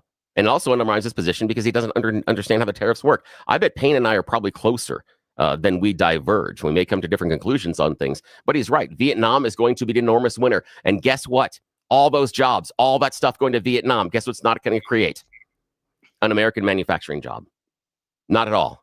Because the manufacturing, the supply lines move to Vietnam. Yes, I agree.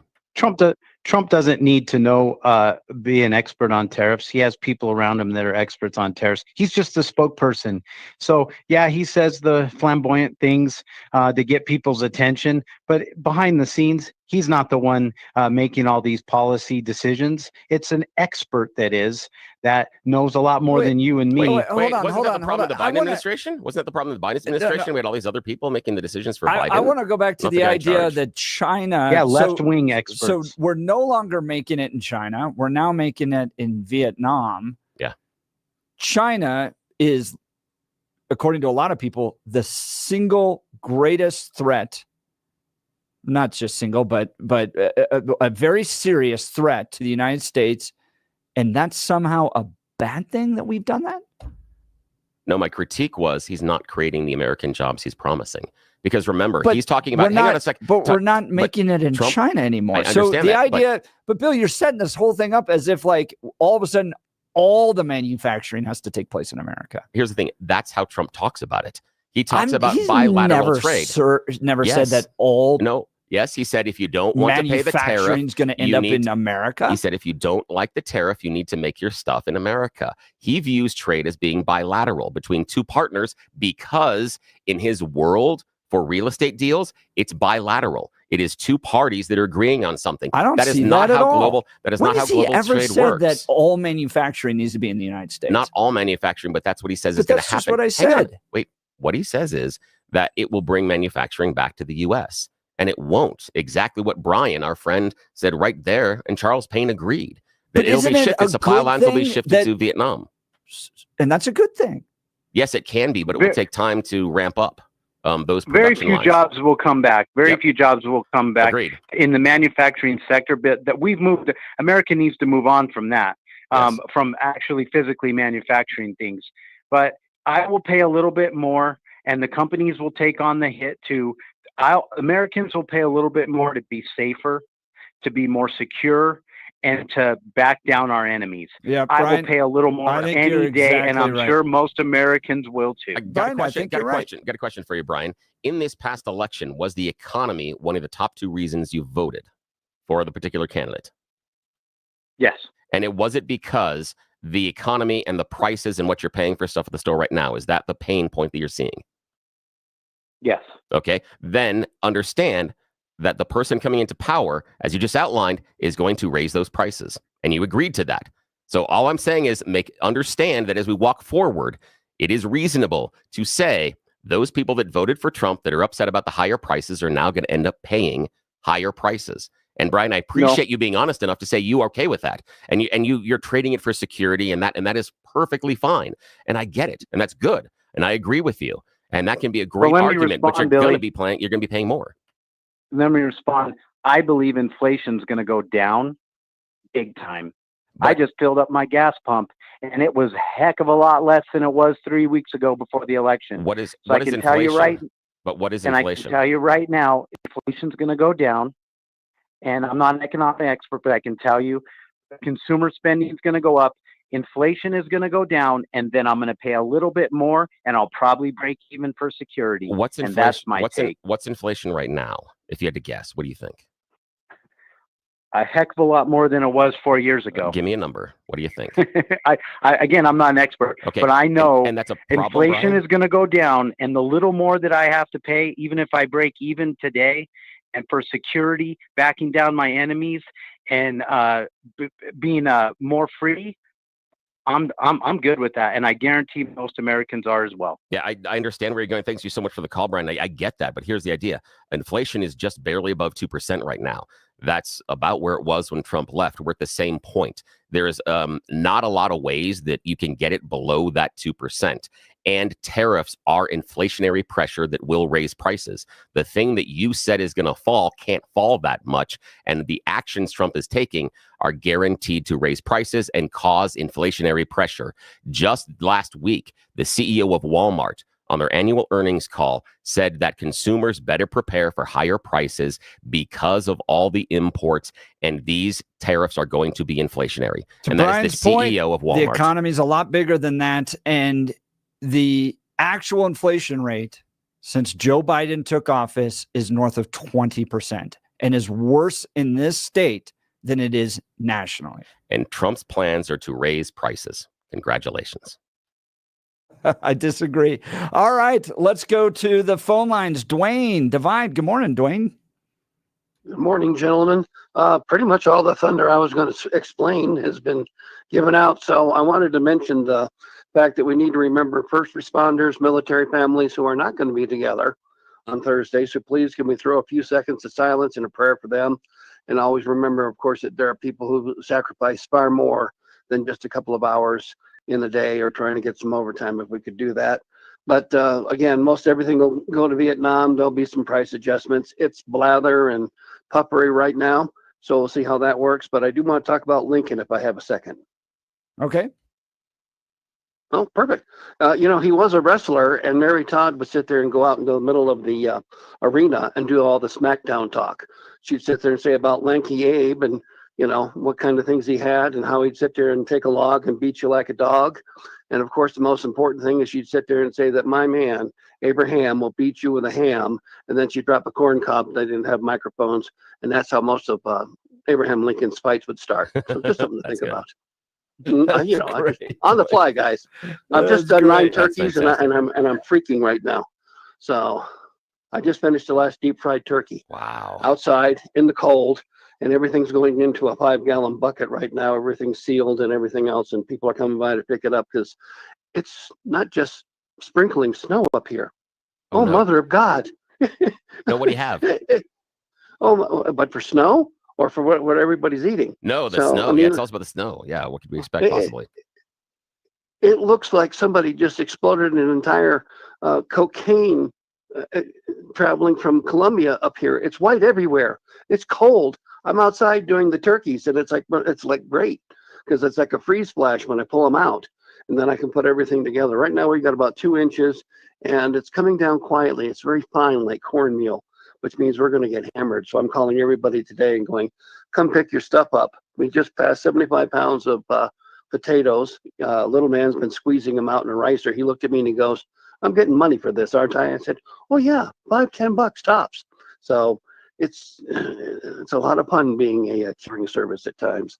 But like I say, tariffs, everything else, it's going to be interesting. And as far as maple syrup from Canada goes, as a Canadian national, now American citizen and blessed by it, Massachusetts and Vermont have far better. There you go. Amber is the best way to go. Gentlemen, and they'll have the best boom. of holiday times. Dwayne, great. Have a great Thanksgiving as well. Thank you.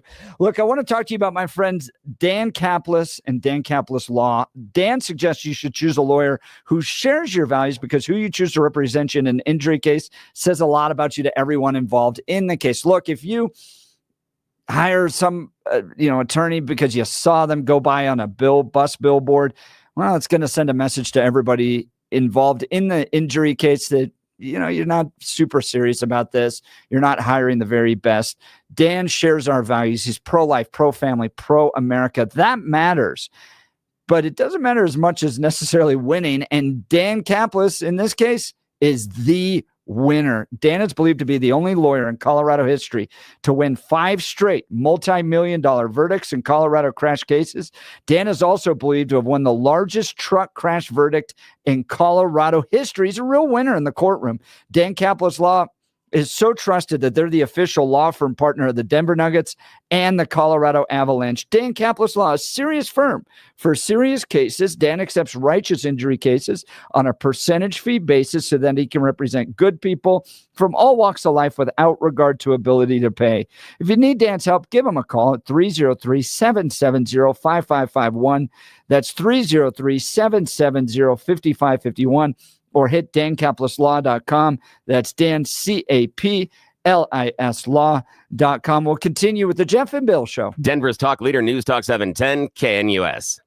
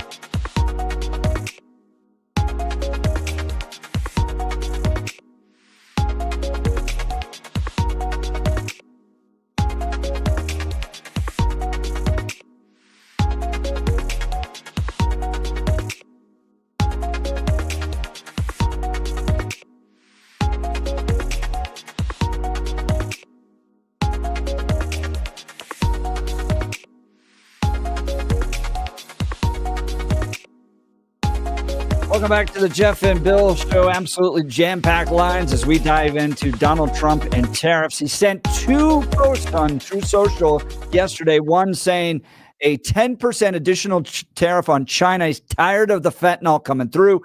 And then a 25% tariff on all things coming from Mexico and Canada until they step up the game and address drugs and open borders. This is exactly how I thought he was going to use tariffs, as a tool in his foreign policy negotiation tool chest.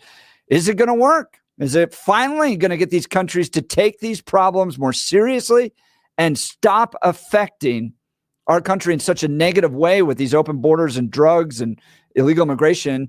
And is it going to encourage them to address these, or is it going to be a disaster and just drive up the prices on everything? And Mexico's like, whatever. Let's go to the phone lines. Jim, Denver. Good morning, Jim. Morning. Hey, good morning, guys. Happy Thanksgiving. You've got to shut off the demand from these addicts in this country. That's the only way you're going to stop this in all fashions. But that's never going to happen. However, Donald Trump, he has a philosophy on money that is based upon his life experiences. And I got to tell you, Donald Trump is going to outspend FDR and Reagan combined. He might do it in the first 2 years, and we're going to love it. And if we think that prices are ever going down, we're one of those idiot addicts that are demanding these drugs across the border. So, my parents, they both grew up in $33,000 houses. Me, my wife, we both grew up in $30,000 houses. My kids, they grew up in $300,000 houses. And now, right now where we sit, that house that my kid grew up in is worth, it's valued at $800,000. And even with 5 different tax cuts across the last 50 years, we're still paying more in taxes because our entire system is devoted to, and our entire government, including the so-called conservatives, are devoted to increasing profits. And increasing profits will never lower your prices. And Donald Trump doesn't know the first thing about economics or financials. And all you got to do is refer to the Jim, come on, hold on. I got to stop you there. Donald Trump doesn't know the first thing about economics? Protection courts. The government bankruptcy protection courts have kept the free markets that you've used the term for this morning at arm's length from him and his entire family forever. Period. Argue that one. Jim, the idea that we three guys, and Jim, I'm going to put myself in this category, can hold a candle to the businesses that Donald Trump has built and then claim that he doesn't know the first thing about economics and business? Selling Bibles, Jeff. How many Bibles did you buy because they had DJT's name on it or Stormy Daniels' signature in the back? Jeff, come on. Here's the thing. Here's where I think that Jim is correct on this, is that the idea of being too big to fail. We have allowed our bankruptcy court to insulate. Once you get to a certain level, you are not allowed to fail. You can totally crash your entire business into a mountaintop, and the U.S. taxpayers will step in to make you whole. And that would be the car industry. That would be the finance industry. Donald Trump, the three of us sitting here, can claim Donald Trump doesn't know anything about economics. Come on. Doesn't understand if he's a tariff. He knows how to build businesses. He knows how to become the president of the United States. Let's give him a little credit. And declare bankruptcy multiple times. All right, great and call, run a fraudulent Jim. university. All right, we're going to talk about debt next. You're listening to The Jeff and Bill Show. We are Denver's talk leader, News Talk 710, KNUS.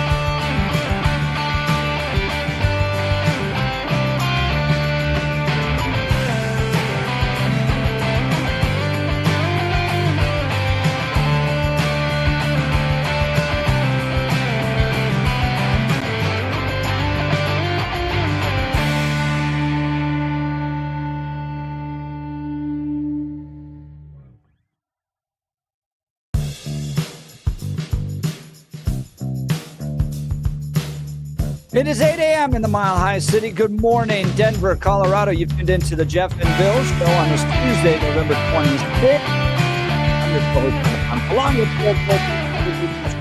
hottest takes from the right, left, and center. Congratulations. You woke up in the greatest country in history. And we're off and running, engaging in discussions, critical analysis, but most importantly, your phone calls and texts, because this is where Denver's voice is heard loud and clear. So grab a cup of coffee, Denver. Let's dive into the issues that matter most to you right here, right now. Coming up after news and comment with Blake Olson, a man that definitely knows spending, especially government spending, is going to join us. The former state treasurer of Colorado, Mark Hillman, got a great piece out the other day. National debt is the silent threat to America's security. This is something I am super, super, super concerned about. And I'm concerned about the Trump administration on this and how they're going to take on the debt. I am so grateful. Thank God that Donald Trump and Republicans have control of the House and Senate. I just hope they can do something, for the love of God, do something about this debt. $38 trillion, to the point where our interest payments just on the debt itself is skyrocketing. The fiscal negligence and generational theft that's taking place, Mark Hillman writes, is just the tip of the iceberg. In just a decade, debt held by the public is projected to reach $52 trillion, or 122% of the GDP. You want to talk about screwing over the next generation and leaving them in perilous problems? It's our debt, and we're going to talk about that. I want to get to Mary first. She's been very patient on the phone lines. Mary, good morning. You're on the Jeff and Bill Show. Hey, morning. Hey, morning and happy Thanksgiving for you too. I miss you and look forward to hearing you when you guys come back on Monday together. You're so sweet. I love Mary. You have a great voice, by the way. Oh, yeah. Thank you. What I wanted to say is that I'm your average American. I think that I represent the average American. I'm 80 years old. I'm now on Social Security, on the low end of it. I think that when you guys talk about this tariff thing is more on the intellectual level, and it upsets me. I think that what Trump is doing for the average American, I believe if it's sold right, we will have no problem that, yes, the prices will be higher to us because the tariffs have to go in, but he's using it, as the last caller said, as a chip. But what I'm trying to get across is my son died from fentanyl overdose and marijuana last October. And I am willing to pay for getting those drugs out of this country. And I think the average American out there, if sold and told, if this is why our prices on groceries are still high, I'm willing to pay it. And I don't think that you folks take those kind of consideration. It's not just the what do you call it, the balance book. It's of why those tariffs are going to be offered. If it gets those drugs out of this country and our children back on track, then damn it, I'm willing to pay it. Now, you make a wonderful argument, and I think if Trump sells it like that properly, there might be a case for it. The problem is, how do you affect that? Are we certain that Mexico is going to be able to do X, Y, or Z? Because the issue being that, and this is a problem that I've got when we talk about it being tariffs. What Donald Trump is saying is, in order to make Mexico and Canada do what we want, we need to put pain on the American consumer. And that, to me, is a really weird place to get to. That's how we are going to enact this big change. And the other reason that I question this a lot is because we heard over and over again, inflation, prices, economy. And now the very first big But you're move. hearing also, but Billy, you're hearing also that we're concerned with the invasion of these illegals. You're hearing we're also concerned about the amount of drugs that are coming in. And there's been nothing over, not just this administration, but all of them. I said, I'm 80. All those policies have impacted me my whole life. And yes, I do believe it worked. It worked when he got them, when he couldn't build the wall in his last thing, and he had them stay in place in Mexico. Why did Mexico do that? It was because of the threat of the tariffs. Not necessarily that. There was an agreement that was reached That's based always on there was an agreement that was reached based on immigration, and we know that the tariffs negatively impacted American consumers and in many cases American businesses. We shed over 250,000 manufacturing jobs under Trump's last tariffs.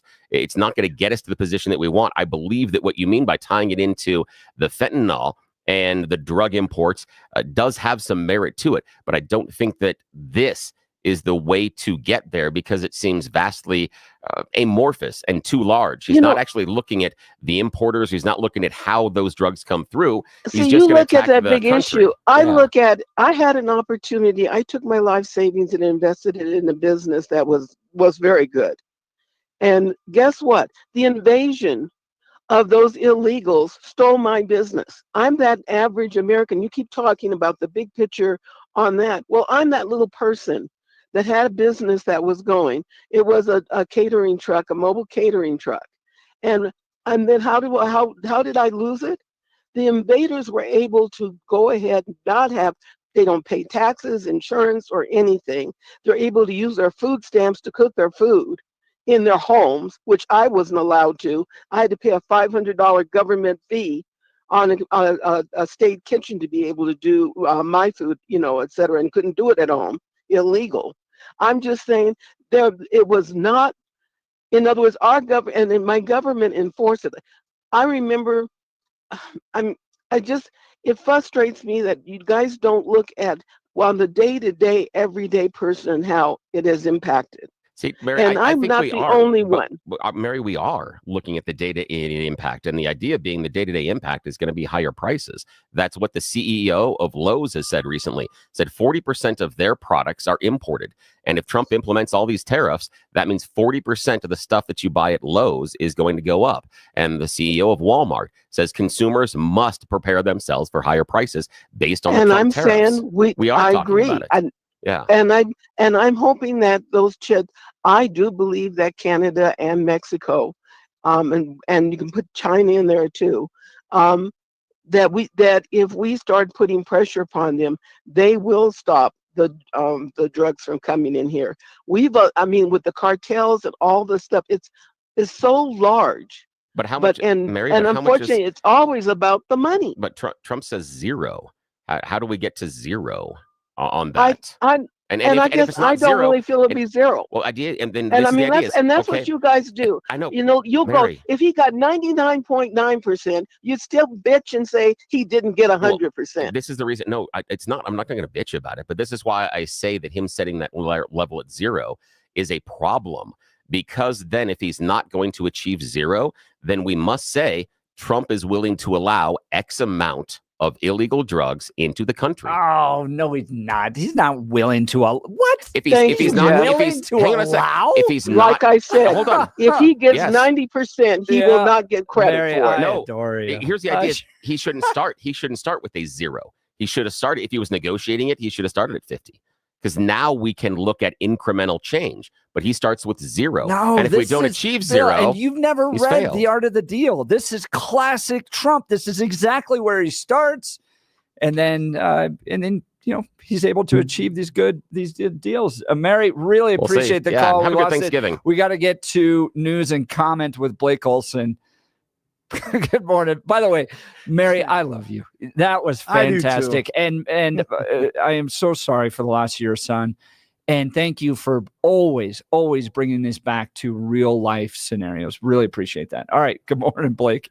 Hey, shoot for perfection and achieve excellence. That's what Trump is doing. Yeah. I agree with you on Mary. 29 and cloudy in Denver, expecting a high of 50 today. The 7-10 5-day forecast coming up. Our top story, Colorado Congresswoman Lauren Boebert is no longer accepting requests for personalized greetings through Cameo. Did she get so many? Is that why? Well, no, she joined the celebrity video service over the weekend requesting $250 or more for each birthday greeting, pep talk, or question answered. And then analysts speculated that using Cameo to make money may violate House rules, ethics rules. Hold on.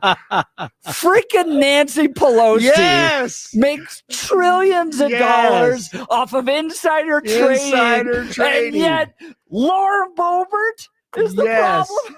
Yes, exactly. So she traded stocks and had insider trading. She became a billionaire overnight, or 100 millionaire. That would be okay. Yep, I was thinking the same thing. Gosh. Yeah. Oh my gosh, that It's a just tees it double up. standard, Laura man. Boebert's gonna get $250 a pop to wish somebody happy birthday, but that's the problem. Absolutely. Say MAGA over the video and you're slapped down by the House ethics rules. So let's get on it. Let's find out all those inside traders and get after it, since they're so concerned about the ethics. There will be record-breaking number of travelers at airports nationwide. Some 80 million people will travel at least 50 miles from home for Thanksgiving starting today, according to AAA. Some travelers will be heading off into rainy weather and heavy snow. And if you're traveling on the Wednesday before or the Friday after Thanksgiving, I would strongly recommend that you add another hour to that time. When you are on the highway at 5 in the afternoon, it doesn't matter what you do, it's going to be slow. And the reason is volume. That's what we're seeing at airports nationwide, just sheer volume. Patty Mancha of TSA, and they expect to screen 18.3 million airline passengers between today and the Monday after Thanksgiving. The Israeli cabinet is set to approve a ceasefire deal with the Iran-backed militant group or terrorist group Hezbollah today. That's according to a spokesperson for Prime Minister Netanyahu. A judge has agreed to dismiss President-elect Trump's federal election interference case. Special counsel Jack Smith filed a motion Monday to drop the felony charges connected with DJT's alleged efforts to overturn the 2020 presidential election. Smith said the charges had to be dismissed before Trump takes office in January because of a Justice Department policy that sitting presidents won't be prosecuted. An expansion of coverage for weight loss drugs is being proposed by President Biden.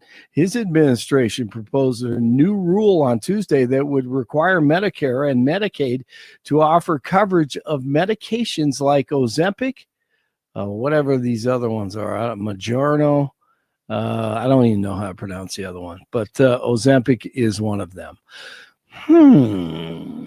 DJT's new border czar will head to the Texas-Mexico border today. Tom Hillman will visit a 1,400-acre ranch in Starr County, where the state is offering a place to hold illegal immigrants awaiting deportation. Republican Governor Greg Abbott will be on hand to meet with Hillman, along with a coalition of officials from the Border Patrol and other law enforcement departments. Hillman talked about Denver Mayor Mike Johnston on Fox last night.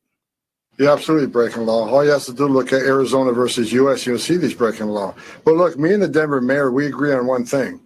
He's willing to go to jail. I'm willing to put him in jail because they're. And here's the mayor on 9 News last night. Are you open to sending Denver police officers? Oh, great. And it just No, I made Yes, a mistake. I'm walking back my comments. Yeah. I do want to point this out, though. He This is kind of important. walked it back, though. You know, he said there's always, he kind of left it open. Hey, there's a potential.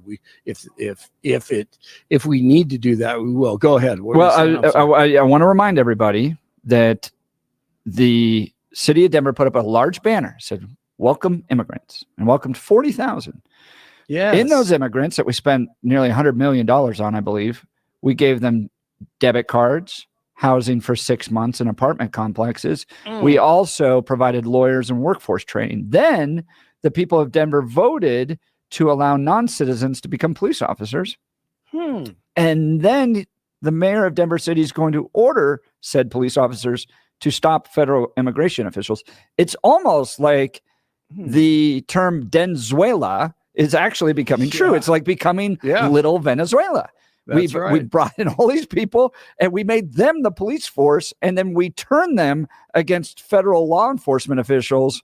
It's like it's its own little Venezuela country. No doubt. So let's hear from the mayor again here. Hopefully.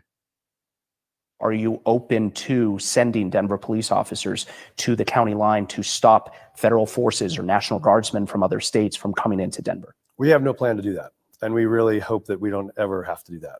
I think no plan, we but are you open to it? What we're going to do right now is, it's hard to keep an eye on what the future president actually plans to do and what the proposal actually is. It sounds to me like you're walking back the comments from a couple days ago saying that you would be willing to send Denver police officers.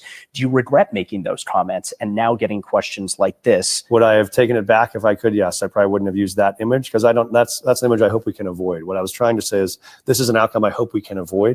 You are exactly right, Well, Jeff. and Denzuela. And then I also want to remind people that Mike Johnston is a rich kid from Vail. He is going to last 2 seconds in jail. The idea he's going to go to jail and become Nelson Mandela on behalf of illegal immigrants is just totally wrong. He is a rich kid from Vail who has lived a very cushy life. This is not going to happen. I agree with you. Hey, I didn't get to this, Jeff. On Monday, the Views, Sunny Hostin found out her ancestors were slave owners. No way. Wow. I'm a little bit in shock. I just always thought of myself as Puerto Rican, half Puerto Rican. I didn't think I was, my family was originally from Spain and slaveholders. Yeah. So how are you feeling, my friend? I think it's actually pretty interesting that my husband and I have shared roots. Yeah. So I do appreciate that. And I think it's great for our children to know this information. I guess it's a fact of life that this is how some people made their living, on the backs of others. You think? How about we don't blame people for what their ancestors did 3 generations, 4 generations, 400 years before they were even alive? Can we just stop doing that? Can we move on? Right. Move on. Gosh. Yeah, maybe this will be a huge blessing here. But DJT is the racist and he's the dictator and the fascist. I think I saw that out of all presidents, he was the only one that didn't have ancestors that were slave owners at one point. That's correct. Is that right? I saw that as well. Oh man. Sunny Hostin just getting. And you're right. Hey, she did another one of those legal statements. Disclaimers. She had. I think she's up to 3 now. That's great. It could be 4. Best television ever. It is. It's great. Don't stop. 27 in Parker, 26 in Arvada, 29 in Denver. Jeff and Billy continue Tuesday morning. Blake Olson, News Talk 710 KNUS. Thickening and increasing clouds across the Front Range today will make the upper 40s and low 50s. There will be a chance for a few rain or snow showers developing later today. Tonight, a chance of light snow becoming likely, especially late. Lows will be down to the lower 30s, and it will be cloudy and cold. A chance of snow on Wednesday. Highs in the 30s. Could see some accumulations. Then clearing Wednesday night, teens. Thanksgiving Day, sunny but cold, highs 30s. Weather sponsored by Colorado's Best Roofing, reminding you to protect your home from the harsh Colorado weather and schedule your free, no-obligation roof inspection today at roofingcolorado.com. That's roofingcolorado.com. Meteorologist Don Day in the 710 KNUS Weather Center.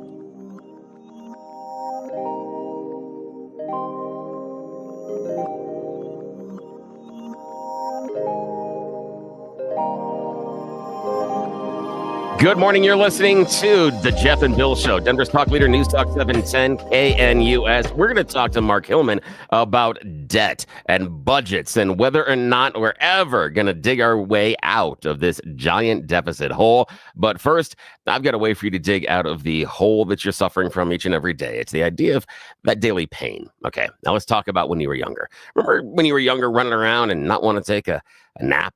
You remember how you'd wake up sometimes in the morning and just be ready to take on the day and just run around? There are times in which your parents were like, just sit down and be still for a second. And now today, you get the middle of the afternoon and you're feeling tired, feeling worn out. You wake up the next morning and you're like, I just got 8 hours of sleep and I feel like I need another 8. It's because the hormones in our bodies change as we age. Not surprisingly, just like, when you start pulling oil out of the ground, eventually you get a diminishing return. There's less and less oil in that reserve. There's less and less hormones that your body can produce. And I have got the solution for you. You got to talk to my friends at Balance Wellspace. Check them out at balancewellspace.com. They're hosting an open house on Tuesday, December 3rd, 5 p.m., complimentary wine, cheese, and crackers. And they want to talk to you about all the stuff they do, but most importantly, bioidentical hormone replacement therapy.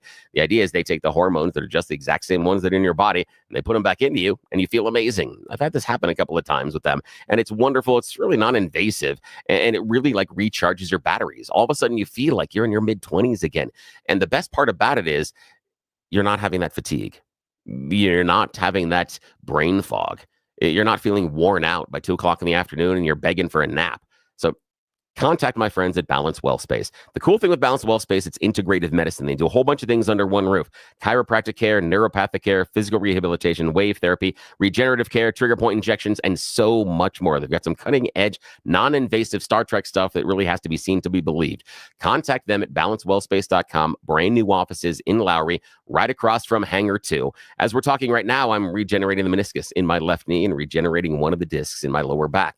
2 of my vertebrae had started to fuse together. We are now correcting that with their non-invasive medicine. No cutting, no stitching, no surgery recovery, but I feel better than I have in years. When I was out shoveling snow the other day, it was my snow shovel that was giving out, not my bum back where I had surgery a number of years ago. That's remarkable. And I want them to have the opportunity to take care of you as well. They'll create a custom pain plan and reevaluate you every couple of weeks to make sure you're going in the direction you need to. But they can't do it unless you talk to them first. Reach out today, balancewellspace.com, balancewellspace.com. Reserve your space December 3rd, 5 p.m. It's a Tuesday. Complimentary wine and cheese. You get to meet the entire crew and kind of browse around the place to see if it's a right fit for you. And when you contact them, please tell them you heard about them here on the Jeff and Bill Show because it helps us out. So we appreciate it. That's great to hear, Bill. Well, I got interesting audio. All right, we're back. Sorry. My copy pushed your volume way up higher than it should have been. So sorry about that. Shouting out across the mountaintops. Well, there's a few people that I absolutely adore. One of them are farmers. I just think there's a common sense about farmers that it keeps this country together in the midst of the chaos. He's not only a farmer, he's a conservative. He's a former state treasurer. He's a former Senate majority leader here in Colorado. He's got a great piece out on national debt and the problems it's going to bring to us, to future generations. And he joins the Jeff and Bill Show. Mark Hillman, thanks so much for being on the program. Good morning. Good morning, gentlemen. Good to be with you. So you got a piece on your blog, markhillman.com. National debt is silent threat to America's security. Tell us about it. Well, that's something everybody talks about, kind of like the weather, but nobody does anything about it. In fact, the last president that I can remember that even talked about addressing the debt was George W. Bush, and that lasted about 9 months until 9/11 happened, and then we got into wars, and the debt began to explode under Bush, and it exploded further under Obama and his stimulus, and more under Trump and COVID, and more so still under Biden and COVID. So our national debt right now is approaching $30 trillion. And to put that in context, the annual federal budget is about $6 trillion. So we've borrowed essentially 5 years worth of federal budgets over the years. And that's the money that we owe both to ourselves, to people who are going to receive Social Security, Medicare, Medicaid, as well as we owe to people who have bought bonds to help us finance our debt. And it is so big that it is it's 98% of our gross domestic product. In other words, it's 98% of everything Americans generate in 1 year. So if we went for 1 year and we simply gave all the money that we earned, all the money that our companies made to government, we could pay down the debt. But during that year, we wouldn't have anything to eat. We wouldn't be able to drive our vehicles because we couldn't buy fuel. We couldn't heat or cool our homes. We'd all be dead at the end of the year. That's how serious this problem is. And yet it's easy to ignore because so far our chickens haven't come home to roost. In the long run, sooner or later, it will make the U.S. dollar unreliable as the world's currency. And when that happens, our lives as Americans and our ability to live in a unique prosperity will change completely and probably forever. Well, and that's what I'm concerned about, what that chicken's coming home to roost is going to look like, right? Because I brought this up on the show multiple times. Okay, what's the difference between 20 trillion in debt versus 25 trillion in debt? It didn't seem to affect my life all that much, and I think that's how most people view this, is they just kind of plug along. But there's got to be a cliff. Right? We can't just continue to drive this debt and debt and debt. And then when we go over that cliff, what is it going to look like? Is it going to look like we can't pay Social Security? We can't pay Medicare. We can't pay these mandates that are out there. And is it going to make 2008 look like a picnic economically in this country? What do you think, Mark Hillman, former state treasurer here in Colorado? I think it would definitely dwarf the Great Recession that we had in 2008, 2009.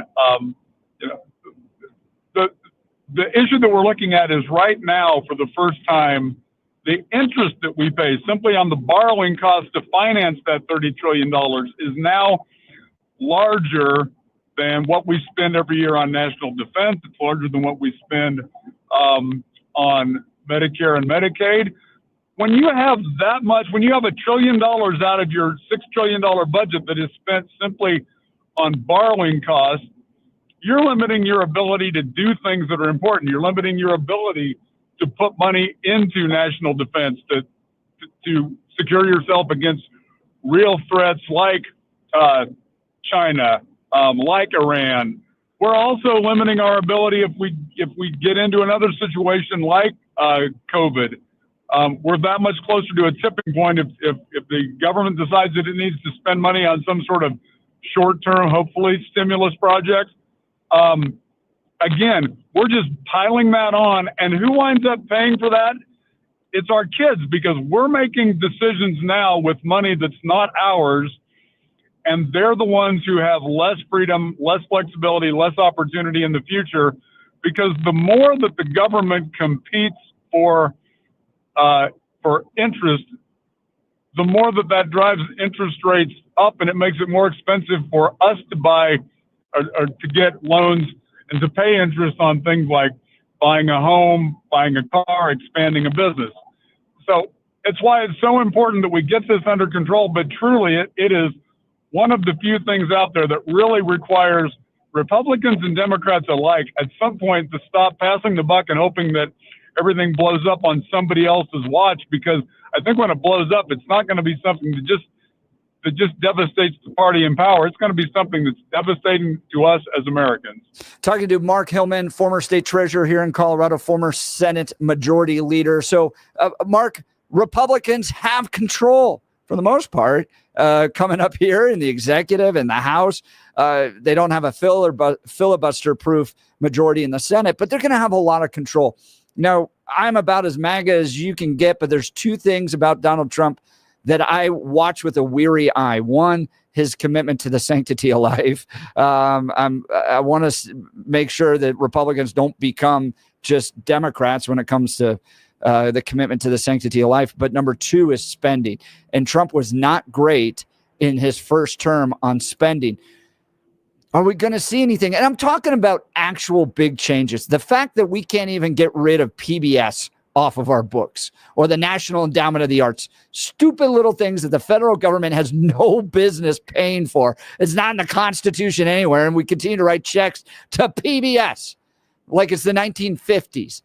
We can't even get those off the books, let alone address some of the very serious spending problems that we have in this country.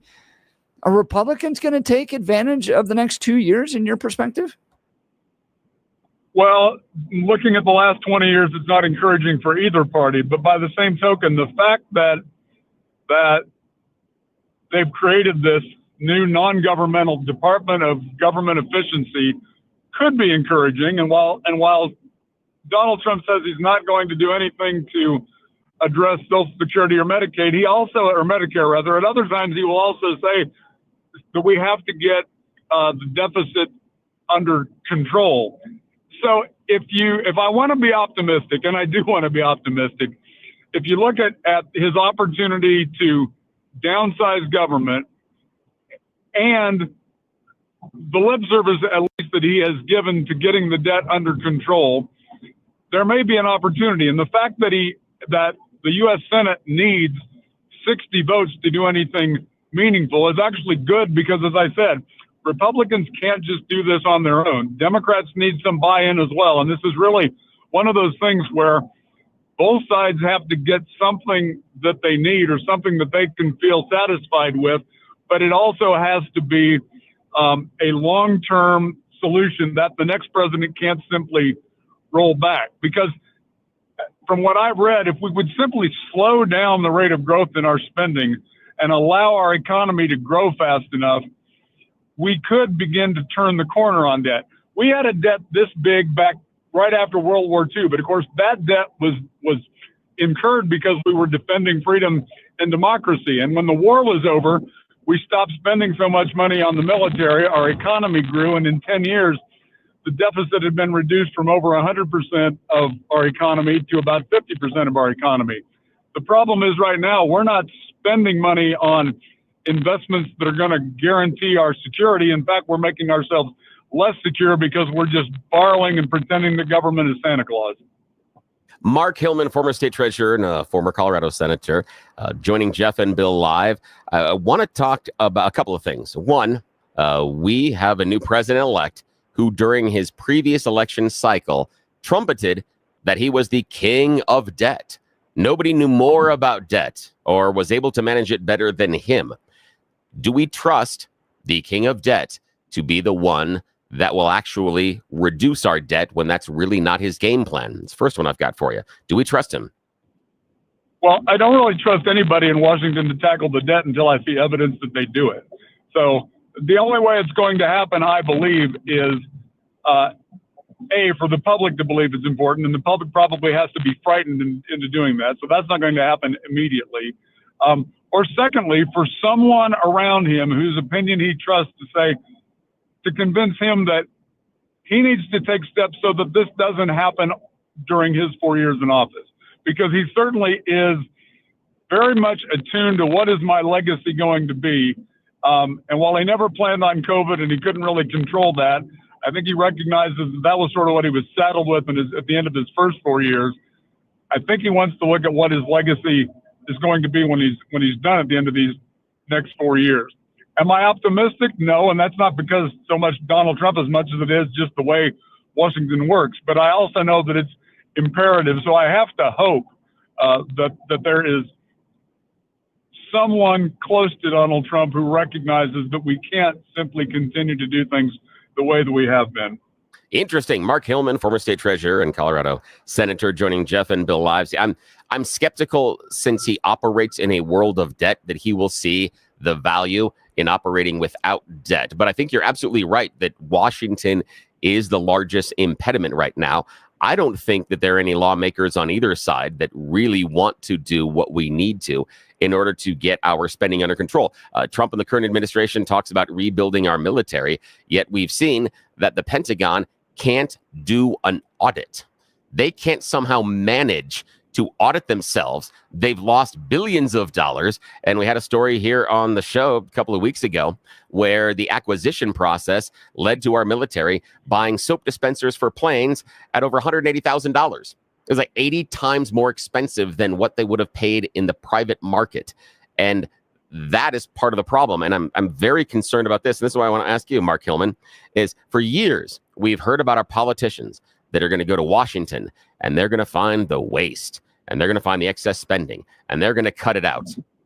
Well, why haven't they been able to do it? Why after all these years? I'm certain as long as you've been alive, you've heard that promise. I have heard that promise for years, as long as I have been a voter.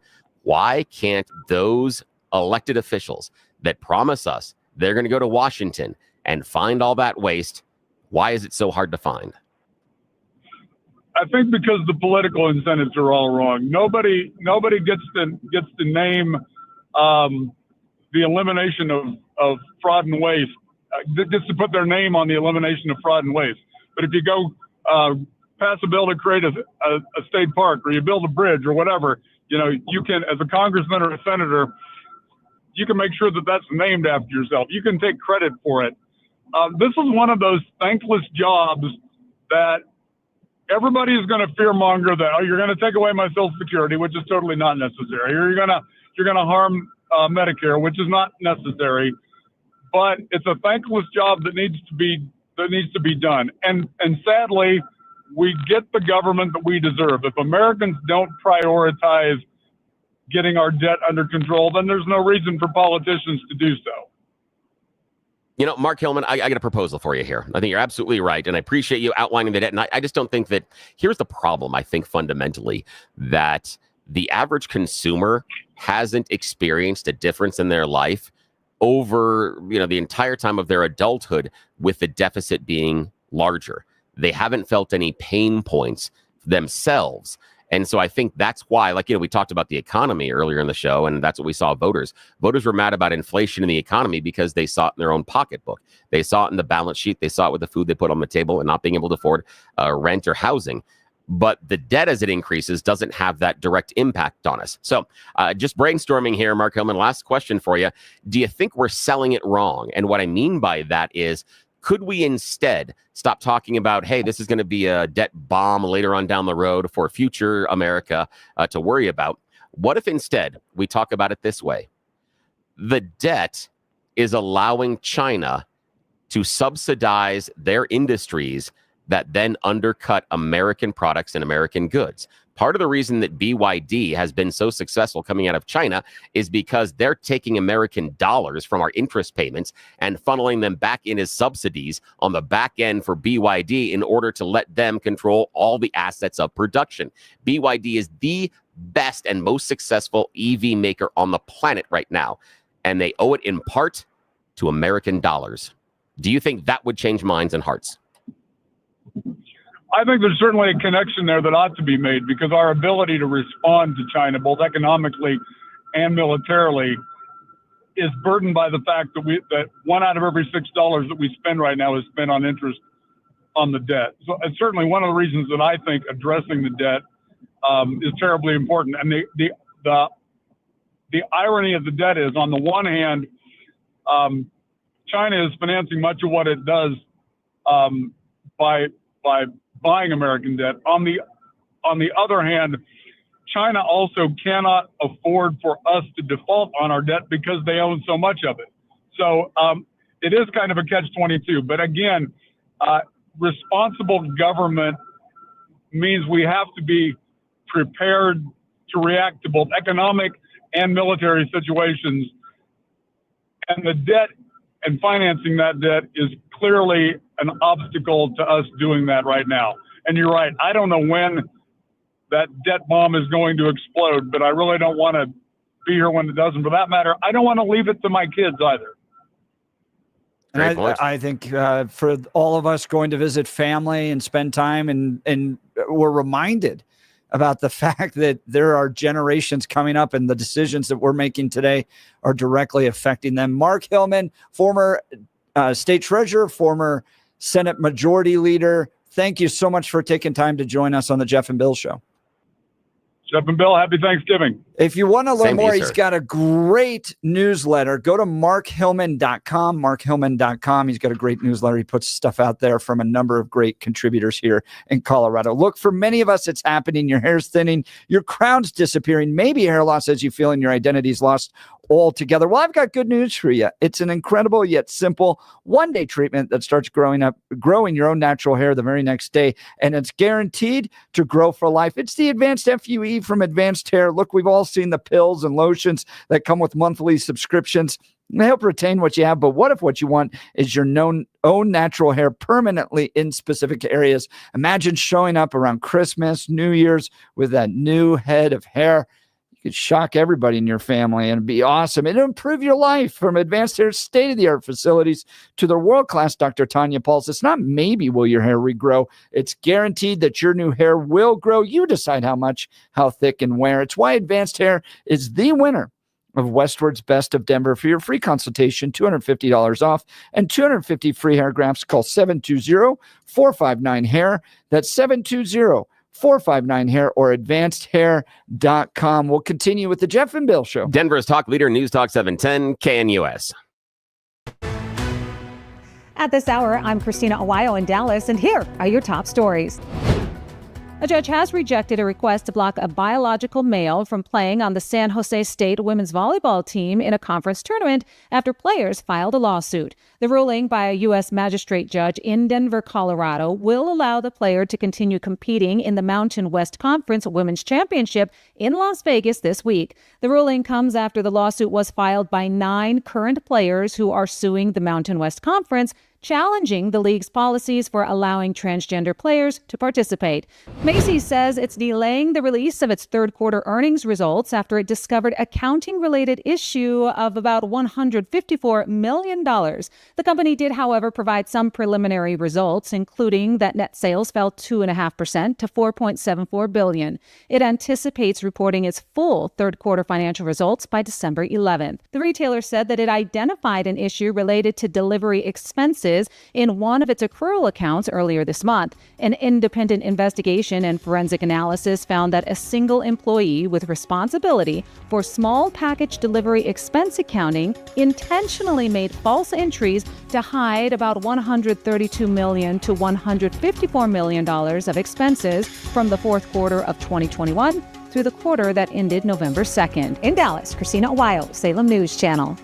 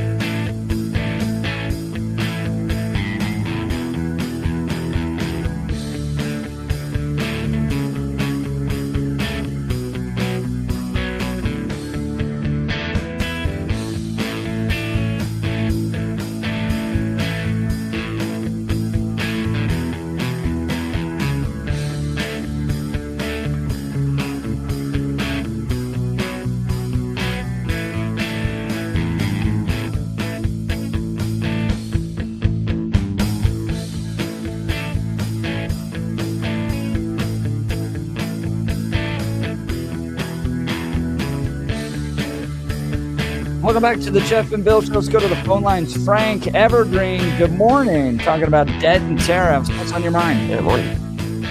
Hey, good morning. The only reason Harley Davidson exists today is because of the tariff that Ronnie Reagan put on motorcycles in 1983. Harley Davidson would be gone. The tariff gave them some breathing room, and now they're one of the strongest companies in America. Is that because of the dominance of like Honda?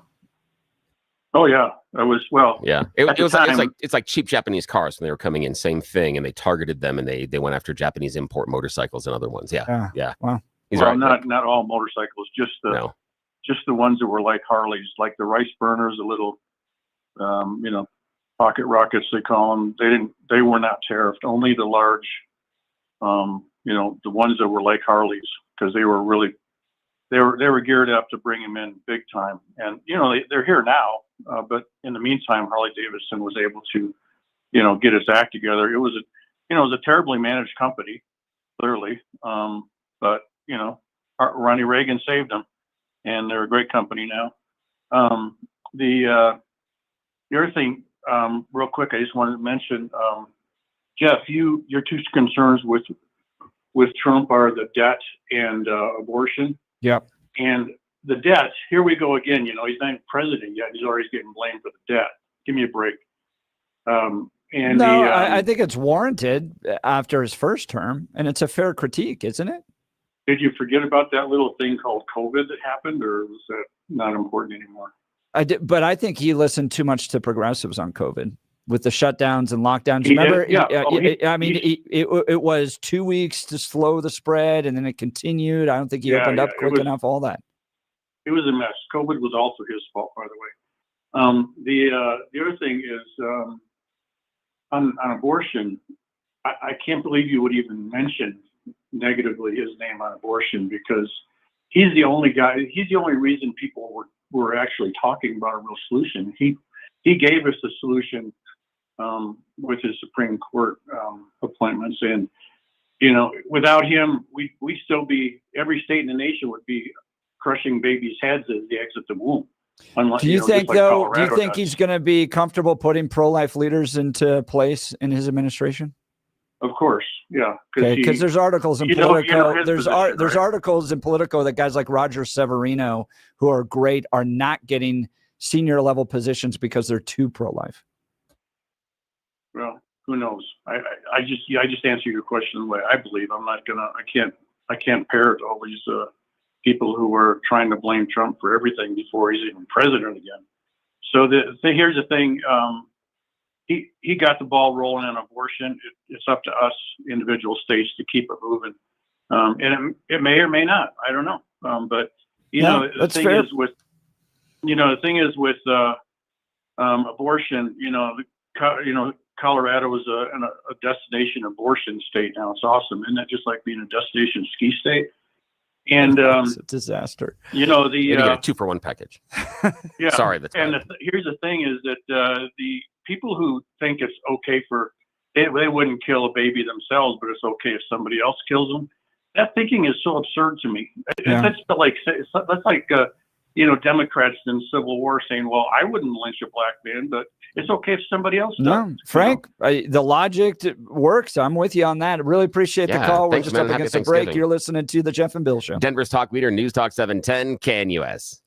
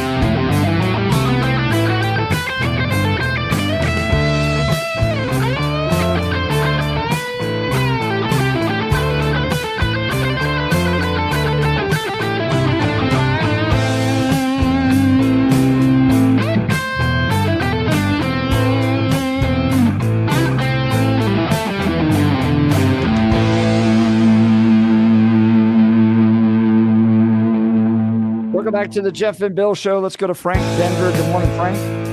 Hey, I love you guys' session. I just got to comment on this tariff thing. It's way more complicated than anybody makes out. I mean, Trump has the master amount of information from the CIA filtering in real time all the time. He's using this obviously as a tool to control both Mexico and China, and Mexico is China's tool right now, and we're paying a terrible cost with fentanyl and lots of other things. Tariffs are not permanent. They're just a temporary thing to kind of try to whip people in order. To Billy's point, I think, Billy, you're a good parent, sounds like, but I can't imagine that you would not want to discipline your kids or your snakes. I don't think you'd go home and tell them, well, kids, all the rules of my house are off, and I'm going to take the tops off the snake cages and tip them over and just let everybody do what they want. So that's what I think Trump is trying to achieve. It's a gigantic Frank, that's task. great. I just wish we had more. Actually. Frank, I really admit. appreciate it. You're listening to the Kinda like Jeff and that Bill idea. Show. KNUS. At this hour, I'm Christina Awayo in Dallas, and here are your top stories. The New York Attorney General's office fined Geico Insurance $9.75 million in a day.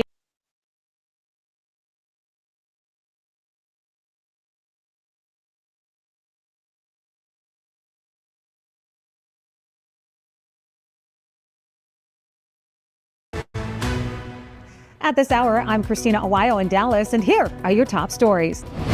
The New York Attorney General's office fined Geico Insurance $9.75 million in a data breach that exposed the personal information of 116,000 drivers in the state.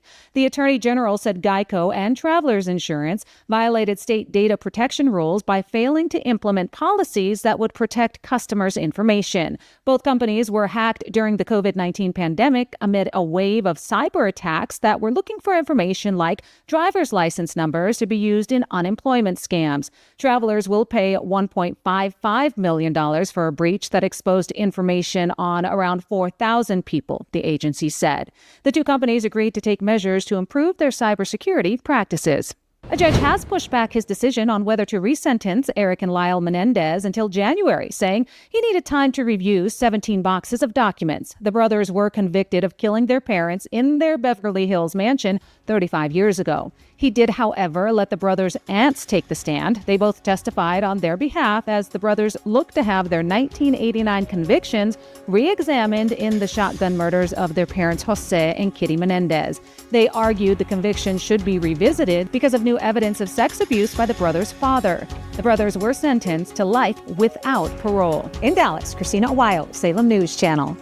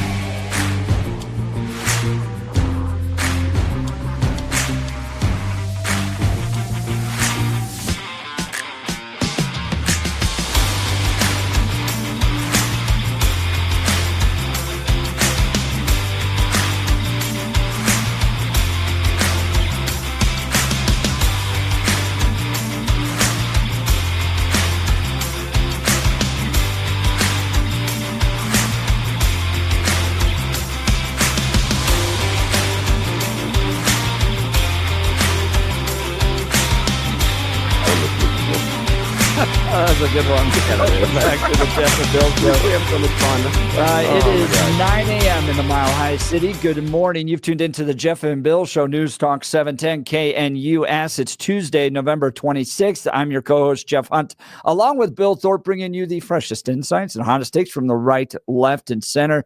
Thank you to everybody that's been calling in. Holy cow, full phone lines, text messages coming in, debates on tariffs, debt, Trump's plan, drugs, fentanyl, illegal immigration, my goodness, plus everything that's been happening in Colorado.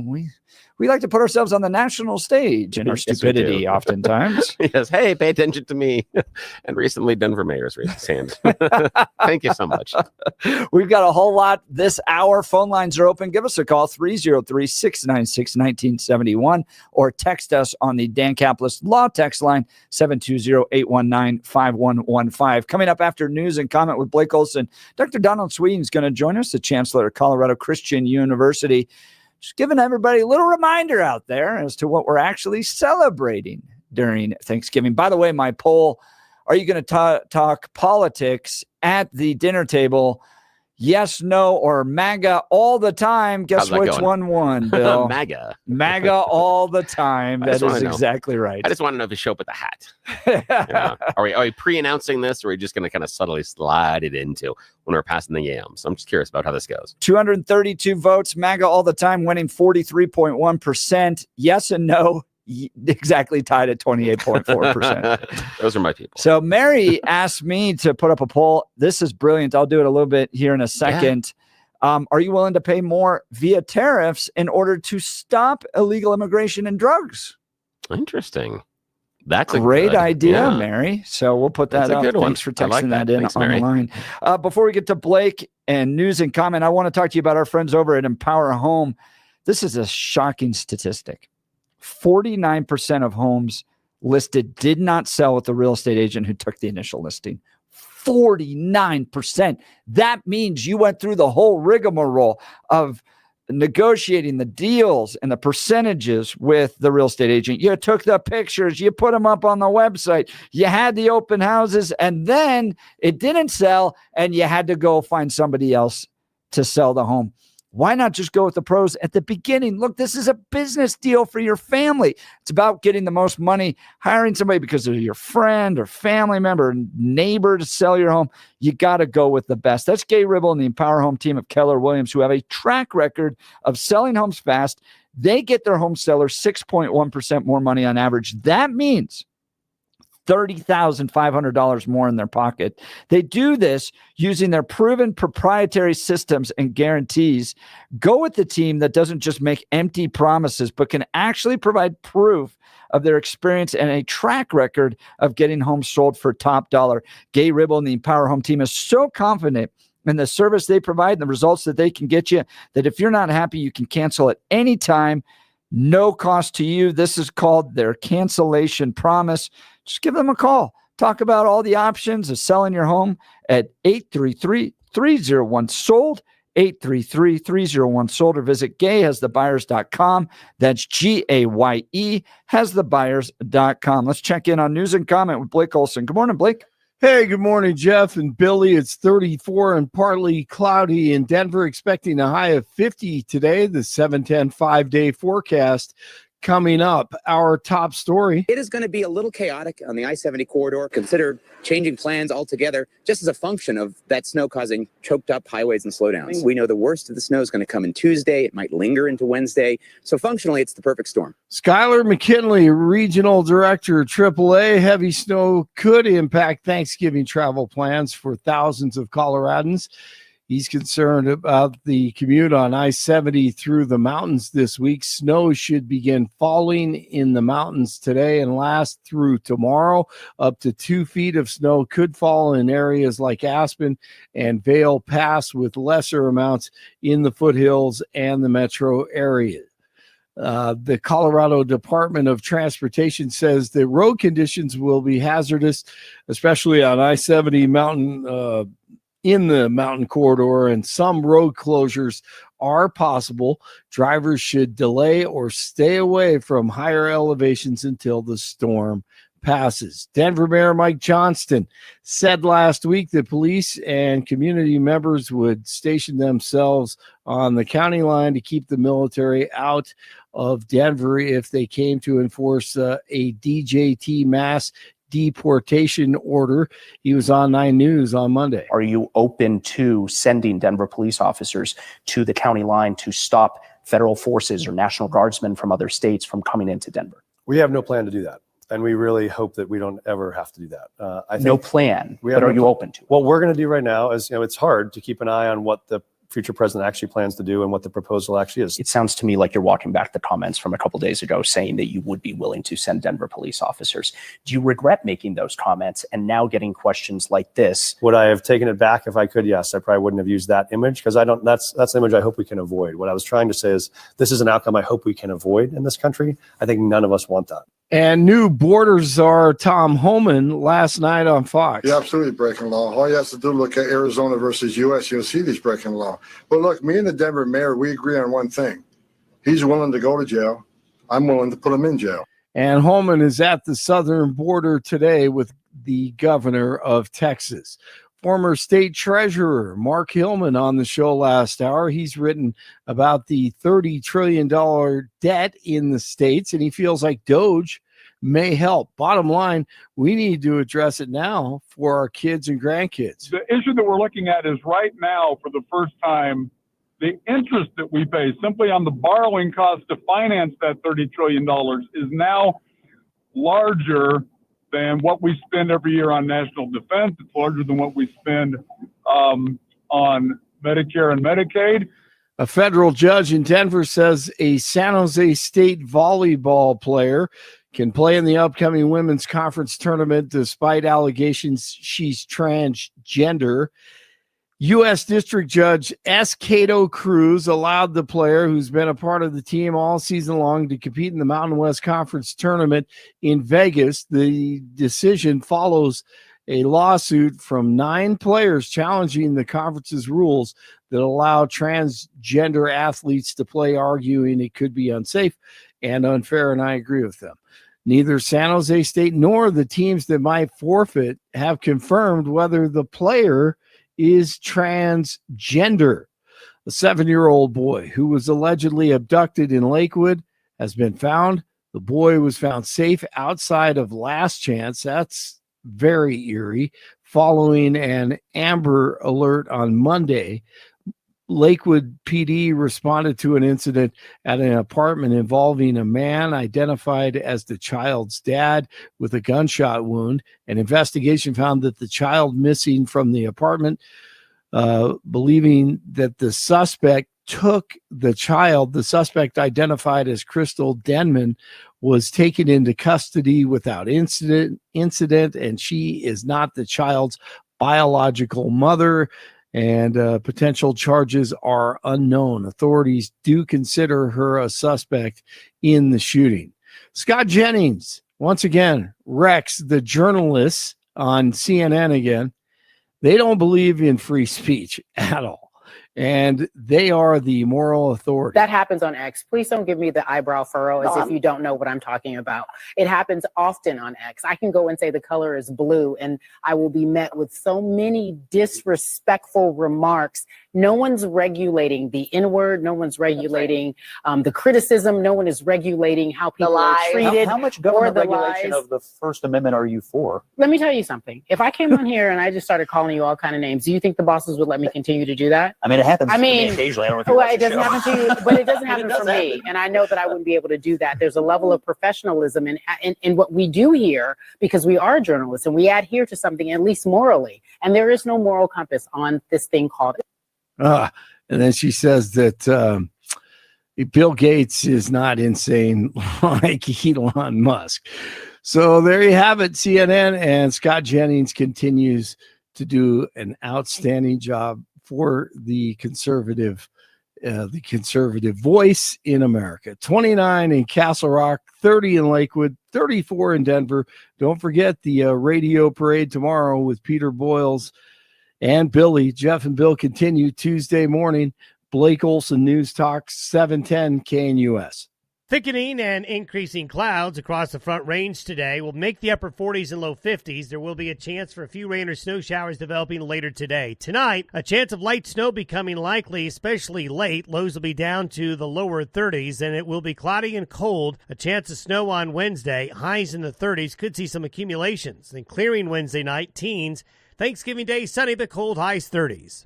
Weather sponsored by Colorado's Best Roofing, reminding you to protect your home from the harsh Colorado weather and schedule your free, no-obligation roof inspection today at roofingcolorado.com. That's roofingcolorado.com. Meteorologist Don Day in the 710 KNUS Weather Center.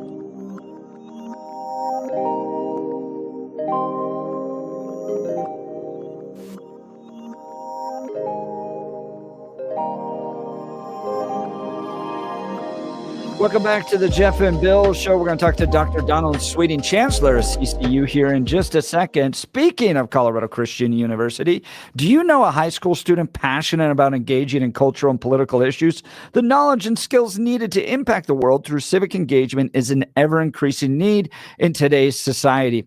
Colorado Christian University is at the forefront of meeting this crucial need, equipping the next generation of competent, convictional Christian leadership in American politics. CCU's degree program in politics, with an emphasis in public policy, prepares students for the complex challenges of modern politics from an unapologetically Christian and foundationally conservative worldview. In this distinct program, students learn how to impact public policy and advance Christian conservative ideas. Colorado Christian University also houses the Centennial Institute, a think tank committed to mobilizing ideas on faith, family, and freedom to strengthen America's future. CCU's mission to produce graduates who impact the world with grace and truth applies in no greater measure than to our politics and public policy program. Apply today at ccu.edu/apply. That's ccu.edu/apply. So, reminder, tomorrow, Peter Boyles is hosting the Imaginary Thanksgiving Day Parade. This is a fun thing that Billy and Pete do from 6 a.m. to 10 a.m. where people come by. Yeah, they're already, we've got Mark Crowley and all the extra workers here at KNUS. Their large parade staff is down there building the review stand. We're going to have certain locations throughout downtown in which we are going to have the ability for some of our listeners to describe exactly what's going on at the parade. We're hoping that someone is going to join us and going to be in the staging area to talk to us about what's going on. We have no idea who's going to be Santa Claus. That is always a huge reveal right at the end. And of course, we have received through the grapevine threats from Mayor Mike Johnston that he's worried about us getting near that Denver County line. So he might need us somewhere. He might have the police there. Yeah. So it's a wonderful, you guys. it's a wonderful morning where we skewer all sacred cows. Basically, as long as you stay away from the FCC naughty words, we're good, my friends. We're good. So if there's something that's been in your cross, someone that you want to take aim at, and let's do it creatively, let's put them in the parade. Something that you have heard, a local story, a national story, something that's just been on your mind. How are you going to deal with it? And of course, any of those sacred cows here and around the state of Colorado are always fair game. So yeah, we will step off smartly tomorrow morning right around 6 o'clock. It'll be great. There's a lot this Thanksgiving week, right? Yeah. You're visiting friends and family, people coming in. You've got the parade. You got the imaginary parade that 710 KNUS is going to do tomorrow with Pete Boyles and Bill Thorpe. But then there's actually the real purpose of Thanksgiving. And I can't think of anyone better to just remind us, dive in the midst of all the fun, to remind us about what we're really doing here, why presidents found this as important, and why it's important to take time to thank God for all the wonderful blessings we got. That's the Chancellor of Colorado Christian University, Dr. Donald Sweeting. Chancellor, thanks so much for joining the Jeff and Bill Show. Yes, good morning. Great to be with you guys. Happy Thanksgiving week. So, a lot of us, even in our own family, want to jump all the way to Christmas or kind of engage in the fun festival side of Thanksgiving, but there's a real important spiritual side to this. Remind us about that. Yeah, well, I love Christmas. I love Thanksgiving, but I can't run to Christmas until I go through Thanksgiving. It's a great way to end the year. You think about all you experienced this year, and it's a time to sum it up and just reflect on the blessings of your life. And that's really important. It keeps us humble. It keeps us sane. And then we're we approach Christmas with a little bit better spirit. How about you? Well, I think you're exactly right. And presidents found that the Thanksgiving holiday was important. And they weren't just Christian nationalists trying to force, their religion upon everybody. But this is part of our spiritual inheritance in this country. Can you reflect a little bit on that? Yeah, I mean, so there's some naysayers about Thanksgiving because it's also Indigenous People Day, and look, I think Indigenous people should give thanks too. So the Pilgrim story is a great part of American history, but the origins of Thanksgiving go back even beyond that. As you know, there are lots of debates about the first Thanksgiving. Was it Plymouth Colony? Was it Jamestown? Was it Spanish in St. Augustine, Florida? But you know what? The Pilgrims actually looked to the Jews for a model, and they found it in the Jewish celebrations of the Harvest Festival, the Feast of Tabernacles, and they modeled so much after the Old Testament. So, and that's, what were the Jews doing? They were thanking God for their goodness, and they wrote lots of Psalms, bless the Lord, O my soul, forget not all of his benefits. Enter his gates with thanksgiving and his courts with praise. So that's, I think, the real origin. It goes really back to Thanksgiving for the blessings of life and Scripture. Talking to Dr. Donald Sweeting. He's the Chancellor at Colorado Christian University. Now, Dr. Sweeting, you were a pastor for many years. What's an encouragement you can give to families on how they can practice, thanking God during Thanksgiving? What could they do around the dinner table? What could they gather as a family? What are some practical steps they could do to make sure that this doesn't just become conversations about football, politics, those types of things, but you're actually taking time to thank God for all the blessings in your life? Well, I think we're all fighting the world so much in this, our own selfishness and a spirit of entitlement. And we try as parents to get our kids in an early age to even just say the word please and thank you. What a challenge that is. So I think I just want to affirm parents who do that.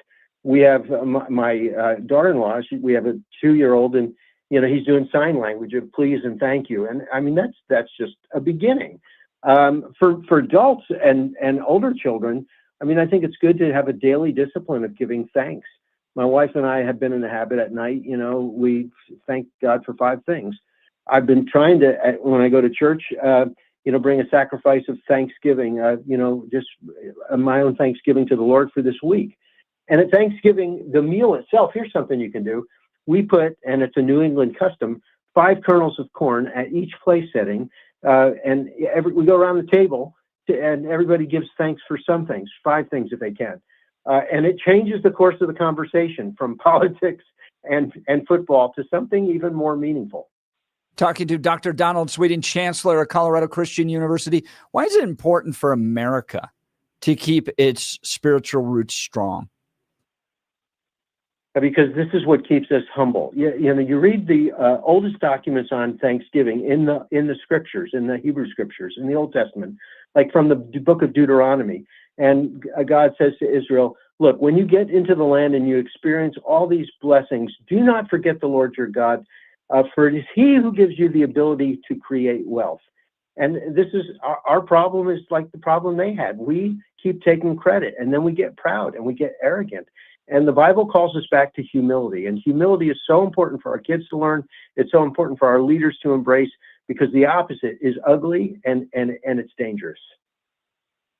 Now, Dr. Sweeting, what I want to know when we're sitting around and we're talking about Thanksgiving and we're trying to celebrate our blessings, what is your advice to our listeners to navigate, let's say, some of those difficult conversations around politics? We know that, okay, all of us have that one family member, and something's going to come up. Either they're going to be on one side or the other, and they're going to start stirring the pot. How do we approach that conversation and the time with the family with the grace and the support that it's needed? Because that's not the time to start the fight.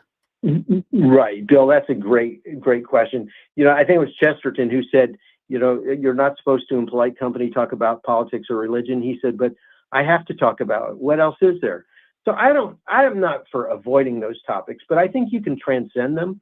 So last year I was reading the Colorado Politics newspaper, and there was a list of small articles from both sides of the aisle where everybody's being thankful for something.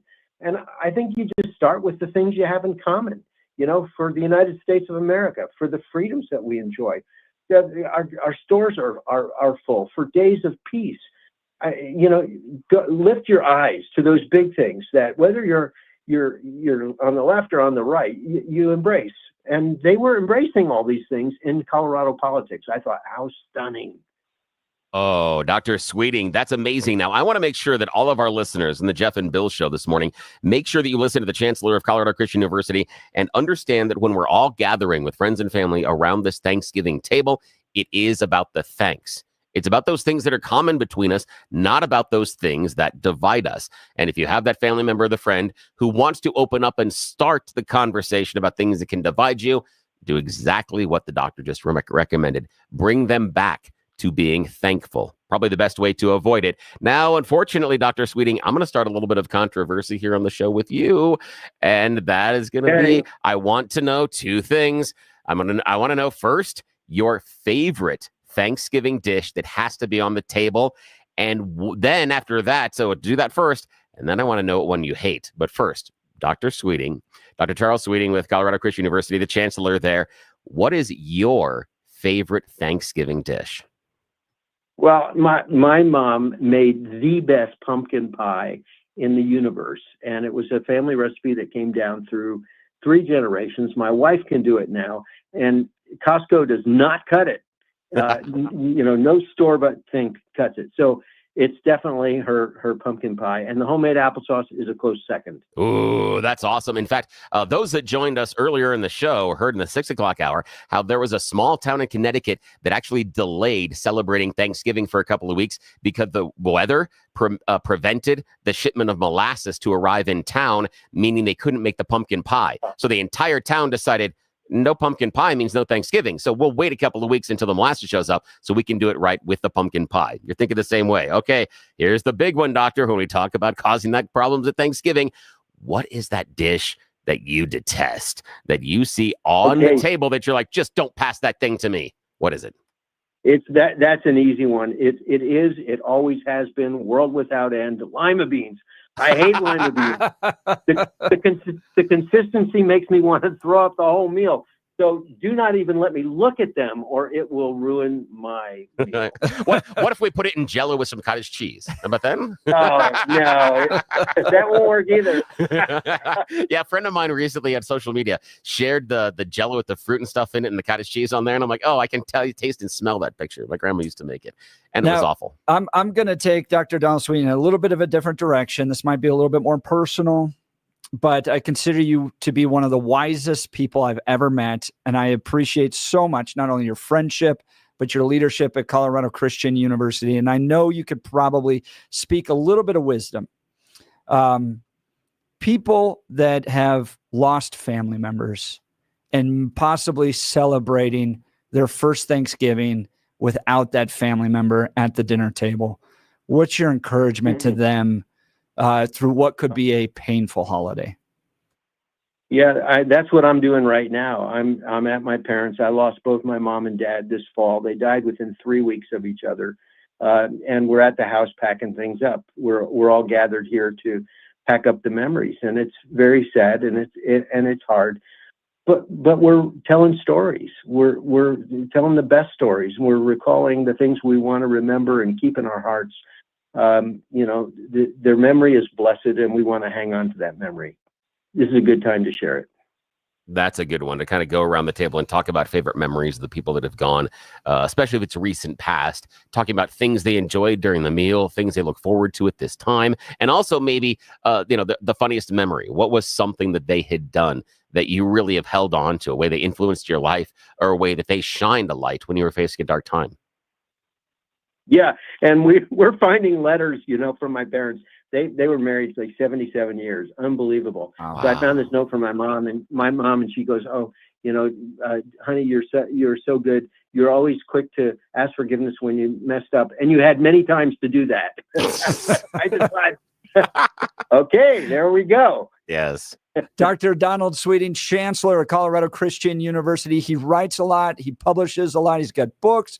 videos. He speaks regularly. You can see all of that at donsweeting.com, donsweeting.com. Thank you so much for taking time to remind all of us about what we're really doing this weekend and giving us practical tips on how to really celebrate, honor God, and remember our family members during this Thanksgiving season. Really appreciate your time, Dr. Donald Sweeting. Thank you. Great. Happy Thanksgiving to both of you. Thank you. Well, Bill, something that I am really grateful for is that you are getting the health and support that you need through Balance Well Space. Billy's going to tell us a little bit about Balance Well Space. Yeah, I've gotten a lot of, we're talking about Thanksgiving, and you've got that person in your families we're talking about come over, and they're kind of a pain because of things they do. But I want to talk about a different pain. The pain you're feeling maybe while you're getting ready for the Thanksgiving dinner. You're bending down and you're trying to stretch into that back cabinet to find the roasting pan that you really haven't touched since, well, let's be honest, last Thanksgiving or Christmas. But you've got that pain. You've got that sciatica in your legs. You've got that numbness. You have the neuropathy. I have got the solution for you. I want you to talk to the team that has taken away the pain that I used to live in daily. Yeah, live my life every day in pain. Every time I woke up and got out of bed, it wasn't a matter of if I hurt. It was just a matter of how much. Balance Well Space. Check them out at balancewellspace.com. It's a medical team that's brand new here to Colorado. They just opened offices in Lowry, right across from Hangar 2. Plenty of parking, so easy to find. The difference is integrative medicine. What they do is they've got a wide variety of treatments they can do under one roof. So you come in, you get an evaluation, they take a look at what hurts, they ask you about what your goals are, what you want to be doing and what you haven't been doing, and then they go to work. We're talking about chiropractic care, neuropathic care, physical rehabilitation, wave therapy, regenerative care, trigger point injections, and even hormone replacement. If it aches, if it hurts, if it tingles, they've got a solution for you. And the best is it's a custom pain plan. They come back every couple of weeks and they reevaluate how you're doing. Your current medical team isn't doing that. And you have a wonderful opportunity to go and talk to the team at Balance Well Space and see what they do. All you got to do is ring them, balancewellspace.com, find them at balancewellspace.com. They have an open house coming up on December 3rd, 5 p.m. That's a Tuesday. Complimentary wine and cheese. They're going to talk to you about bioidentical hormone replacement, plus some other treatments they have there. The hormone replacement is, how you feel tired and run down middle of the afternoon, you just need a nap, or you just have slept an entire day and you feel like you need another 8 hours, or you get that brain fog sometimes, and you're like, this never happened before when I was younger. No, it didn't, because your hormones were in balance. You had all the hormones in your body that you needed to, but just as everything else begins to wear down, so does your body making those hormones as we age. Your body's not making as many hormones. You feel tired, you feel foggy, you feel run down. That can be changed through Balance Well Space. They've done it for me a couple of times, and it's nothing short of remarkable. Not something you do every day or even every week. It's occasional based on your body and what you need. But go and talk to them, and you've got an opportunity to do it for free. December 3rd, Tuesday, 5 p.m., complimentary wine and cheese, but space is limited. Reserve your space at balancewellspace.com, balancewellspace.com. I want them to make the same change in your life they've made in mine. And when you reach out to them, tell them you heard about them here on the Jeff and Bill Show, because boy, does it help us out. Absolutely. All right, we'll continue. You're listening to the Jeff and Bill Show. Denver's talk leader, News Talk 710 KNUS. At this hour, I'm Christina Awayo in Dallas, and here are your top stories. President Donald Trump has vowed to impose an additional 10% in tariffs on goods from China and 20%.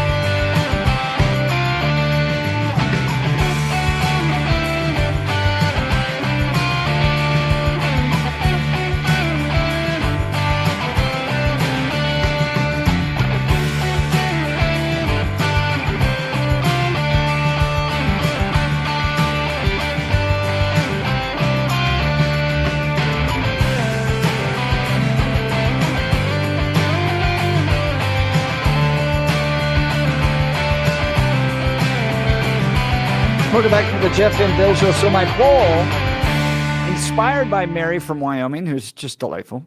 In light of Trump's tariff plan, are you willing to pay more for goods if it means ending illegal immigration and drug trafficking? So far in 26 minutes, 244 votes. This is all on x.com/Jeff Hunt. 92% saying yes.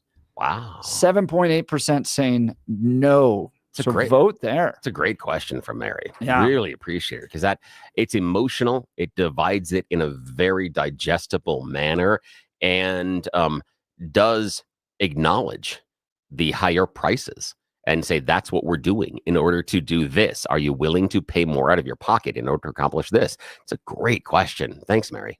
So you can go vote there or give us a call, 303-696-1971, or text us on the Dan Caplis Law text line at 720-819-5115. Speaking of Dan Caplis, I adore this guy. Oh, please make him the mayor of Denver. Please make him the mayor of Denver. I know he's not running, but it would be so good. Or governor of Colorado. He'd do great at that. I've known Dan for well over a decade. This guy's pro-life, pro-family, pro-America. Well, that matters because who you choose to represent you in an injury case says a lot about you to everyone involved in the case. You want to go in with a guy that's solid on the values, son of a police officer, former seminarian. He's dedicated the last 40 years of his life to helping people who are hurt in serious motor vehicle crashes. But all right, so he's a nice guy. Can he win cases? Absolutely. Listen to this. Dan is believed to be the only lawyer in Colorado history to win 5 straight multi-million-dollar verdicts in Colorado crash cases. Dan is also believed to have won the largest truck crash verdict in Colorado history. Dan Caplis Law is so trusted that they're the official law firm partner of the Denver Nuggets and the Colorado Avalanche. Dan Caplis Law is a serious firm for serious cases. You might be saying to yourself, I can't afford this guy. It's not true. Dan accepts righteous injury cases on a percentage fee basis so that he can represent good people from all walks of life without regard to ability to pay. Chances are you're on the side of the road right now to where you got to call Dan Caplis. But put his phone number in your phone so that when you're in an accident and you're dealing with the police and you're dealing with the insurance companies and God forbid you have to deal with the ambulance or anything like that, you can quickly call Dan Caplis and get an attorney on your side so you can navigate all of that well. Here's his phone number, okay? Dan Caplis Law, 303-770-5551. That's 303-770-5551, or hit dancaplisLaw.com. That's Dan, CAPLIS Law.com. Let's go to the phone lines. Gary, Denver. Good morning, Gary. You're on the Jeff and Bill Show. Oh, hi, Jeff and Bill. When I take a position on things, I like to understand why I take that position. And so I wanted the debt. Let's talk about the debt. Why do you think debt is a problem? In my mind, I'm thinking of personal debt. If I'm bringing in $100,000 of salary a year and I have debt, I wouldn't consider it a problem until, say, my debt was maybe $50,000 per year. That would, I'd have to pay $50,000 of interest a year out of my $100,000. Then I might think it's a problem. We're nowhere near that amount. And let me give you this argument about why the debt is not a problem. Who do we pay the interest on the debt to? China creditors, so it'd be China and whoever else holds it, and some that's Mexico, some of that's Canada. There are other people as well, and sometimes it's also U.S. bond holders as well, because that's how we float it too. And that's a key point. Right now, I Googled it, which, Jeff, you can also do to understand tariffs. All you need to do is Google who pays tariffs, and you'll see it's importers. But anyway, that's another subject. But anyway, 70% of the interest on the debt is paid to U.S. citizens who hold treasury bonds and notes. The other 30% is split primarily between 3 countries. Japan is the largest, China is the second, and Britain is the third. So 30% goes to foreigners, only about 10 to China. I didn't know Britain held that much. Thank you for that, Gary. I had no clue. That's cool. Yeah, you can Google it, and it gives you all the countries. Gary, so anyway, you don't think that debt at 98% of GDP is a problem? I I think GDP isn't the right measurement. And unless you can explain to me why that's a problem, I don't think it is, because let me explain this. If we're paying 70% of the interest to people like me, I'm pro debt because I'm currently earning 5.5% on a risk-free asset, that being a treasury bond. And, you know, I have an allocation, but anyway, that's very comfortable for me. And I take that money and I reinvest it. So it's not going to drive the price up because it's not going to create, you know, more dollars than goods. So why is that a problem if it's basically being Because paid we to don't have you? the money to pay the bond.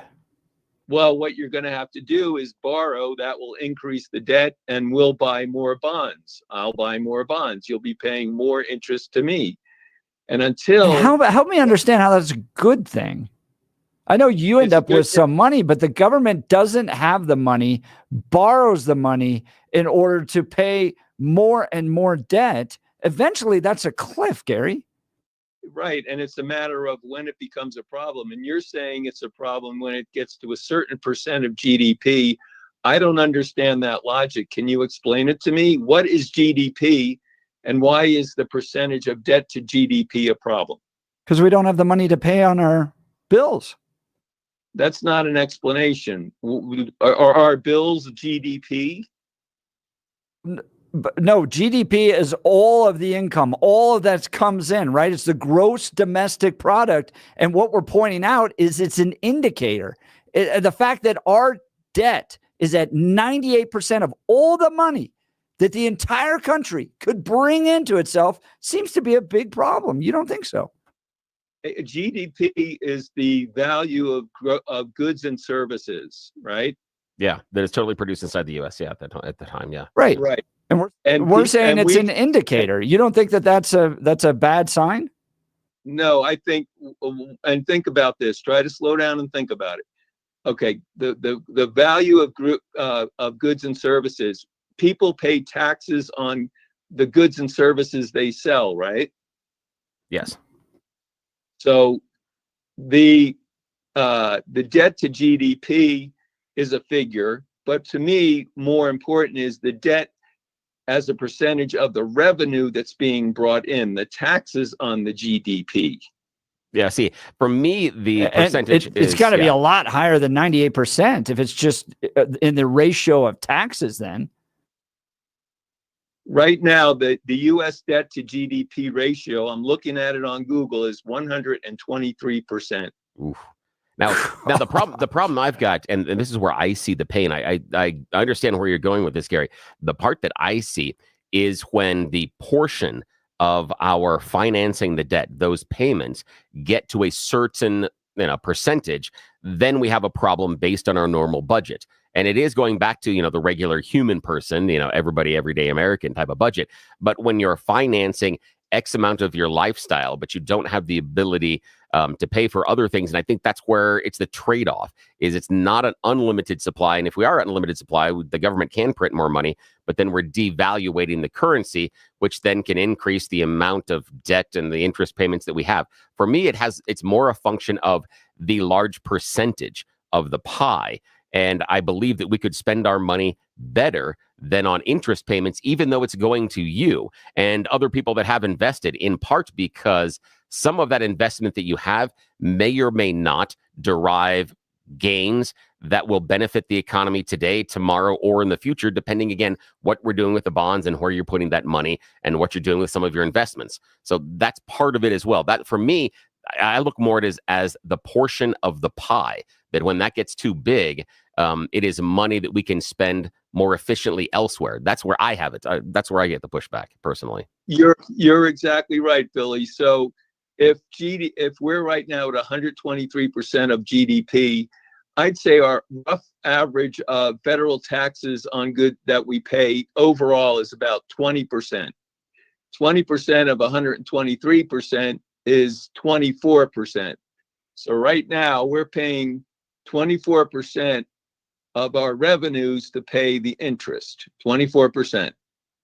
Yeah, and that's a problem. So, and so if you were bringing in $100,000 a year, Billy, and you were paying $24,000 in interest, would that be a problem for you personally? Yeah. I mean, personally, it would. Personally, to me, that is too much of a percentage out of my income to just be paying an interest to service my debt. I would look at ways that I can cut either my spending or honestly, and this is the nice part about, personal finances, you can go and refinance depending on when and where, interest rates are and how that changes.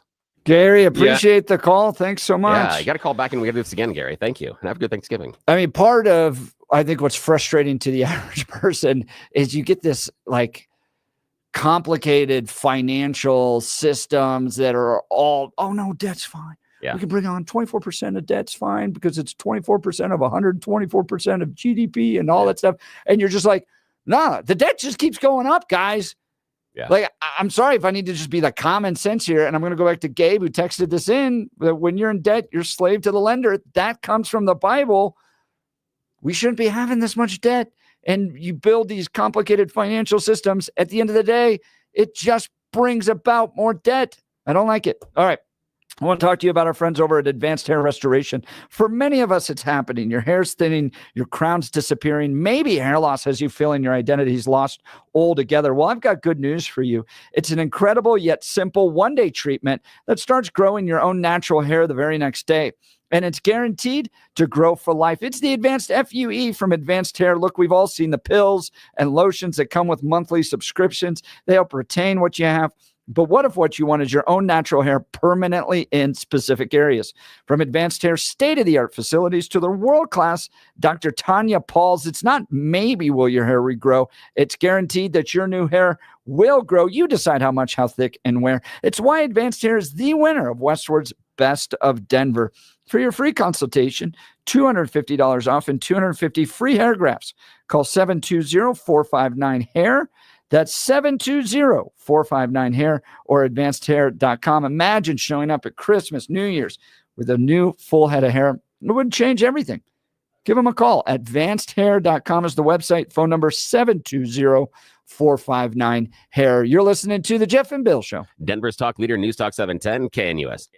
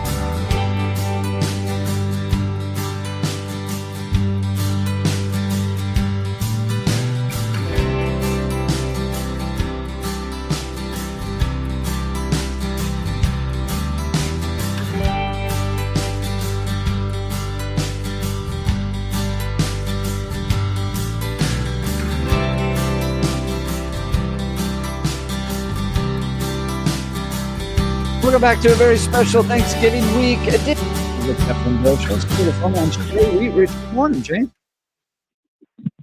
Good morning, guys. What's on your mind? So, everything's going up because of Trump, huh? God, that's just terrible. Wrong, but terrible. So, do you remember when Donald Trump was president? I do. Yeah, it's great. Yep. You know what he did? He did a lot, but he didn't get much done because he didn't get any help. He's going to get a lot more help this time and get a lot more done. When he was president, things went down. My money went further. I had more money. Well, actually, prices did go up. Memory that you don't remember? No, Jay, I remember. Prices went up. Prices for steel went up. He put tariffs on steel, and prices for steel went up. And I also remember soybean farmers losing more than $3 billion in economic development because of the tariffs that were enacted by China on the other side. Yes, I do remember that. Absolutely. In general, the economy was way better. And it was. Yeah, the fundamentals don't say that, Jay, though, unfortunately. Oh, the fundamentals? Yeah, they don't. Oh, my gosh. Okay. Well, Billy and I will continue it at the Thanksgiving dinner table. Yes, we will. Tomorrow is Pete Boyles and a special Thanksgiving Day parade. Thanks so much for tuning in. You're listening to The Jeff and Bill Show. Denver's Talk Leader, News Talk 710, KNUS. Whew, made it.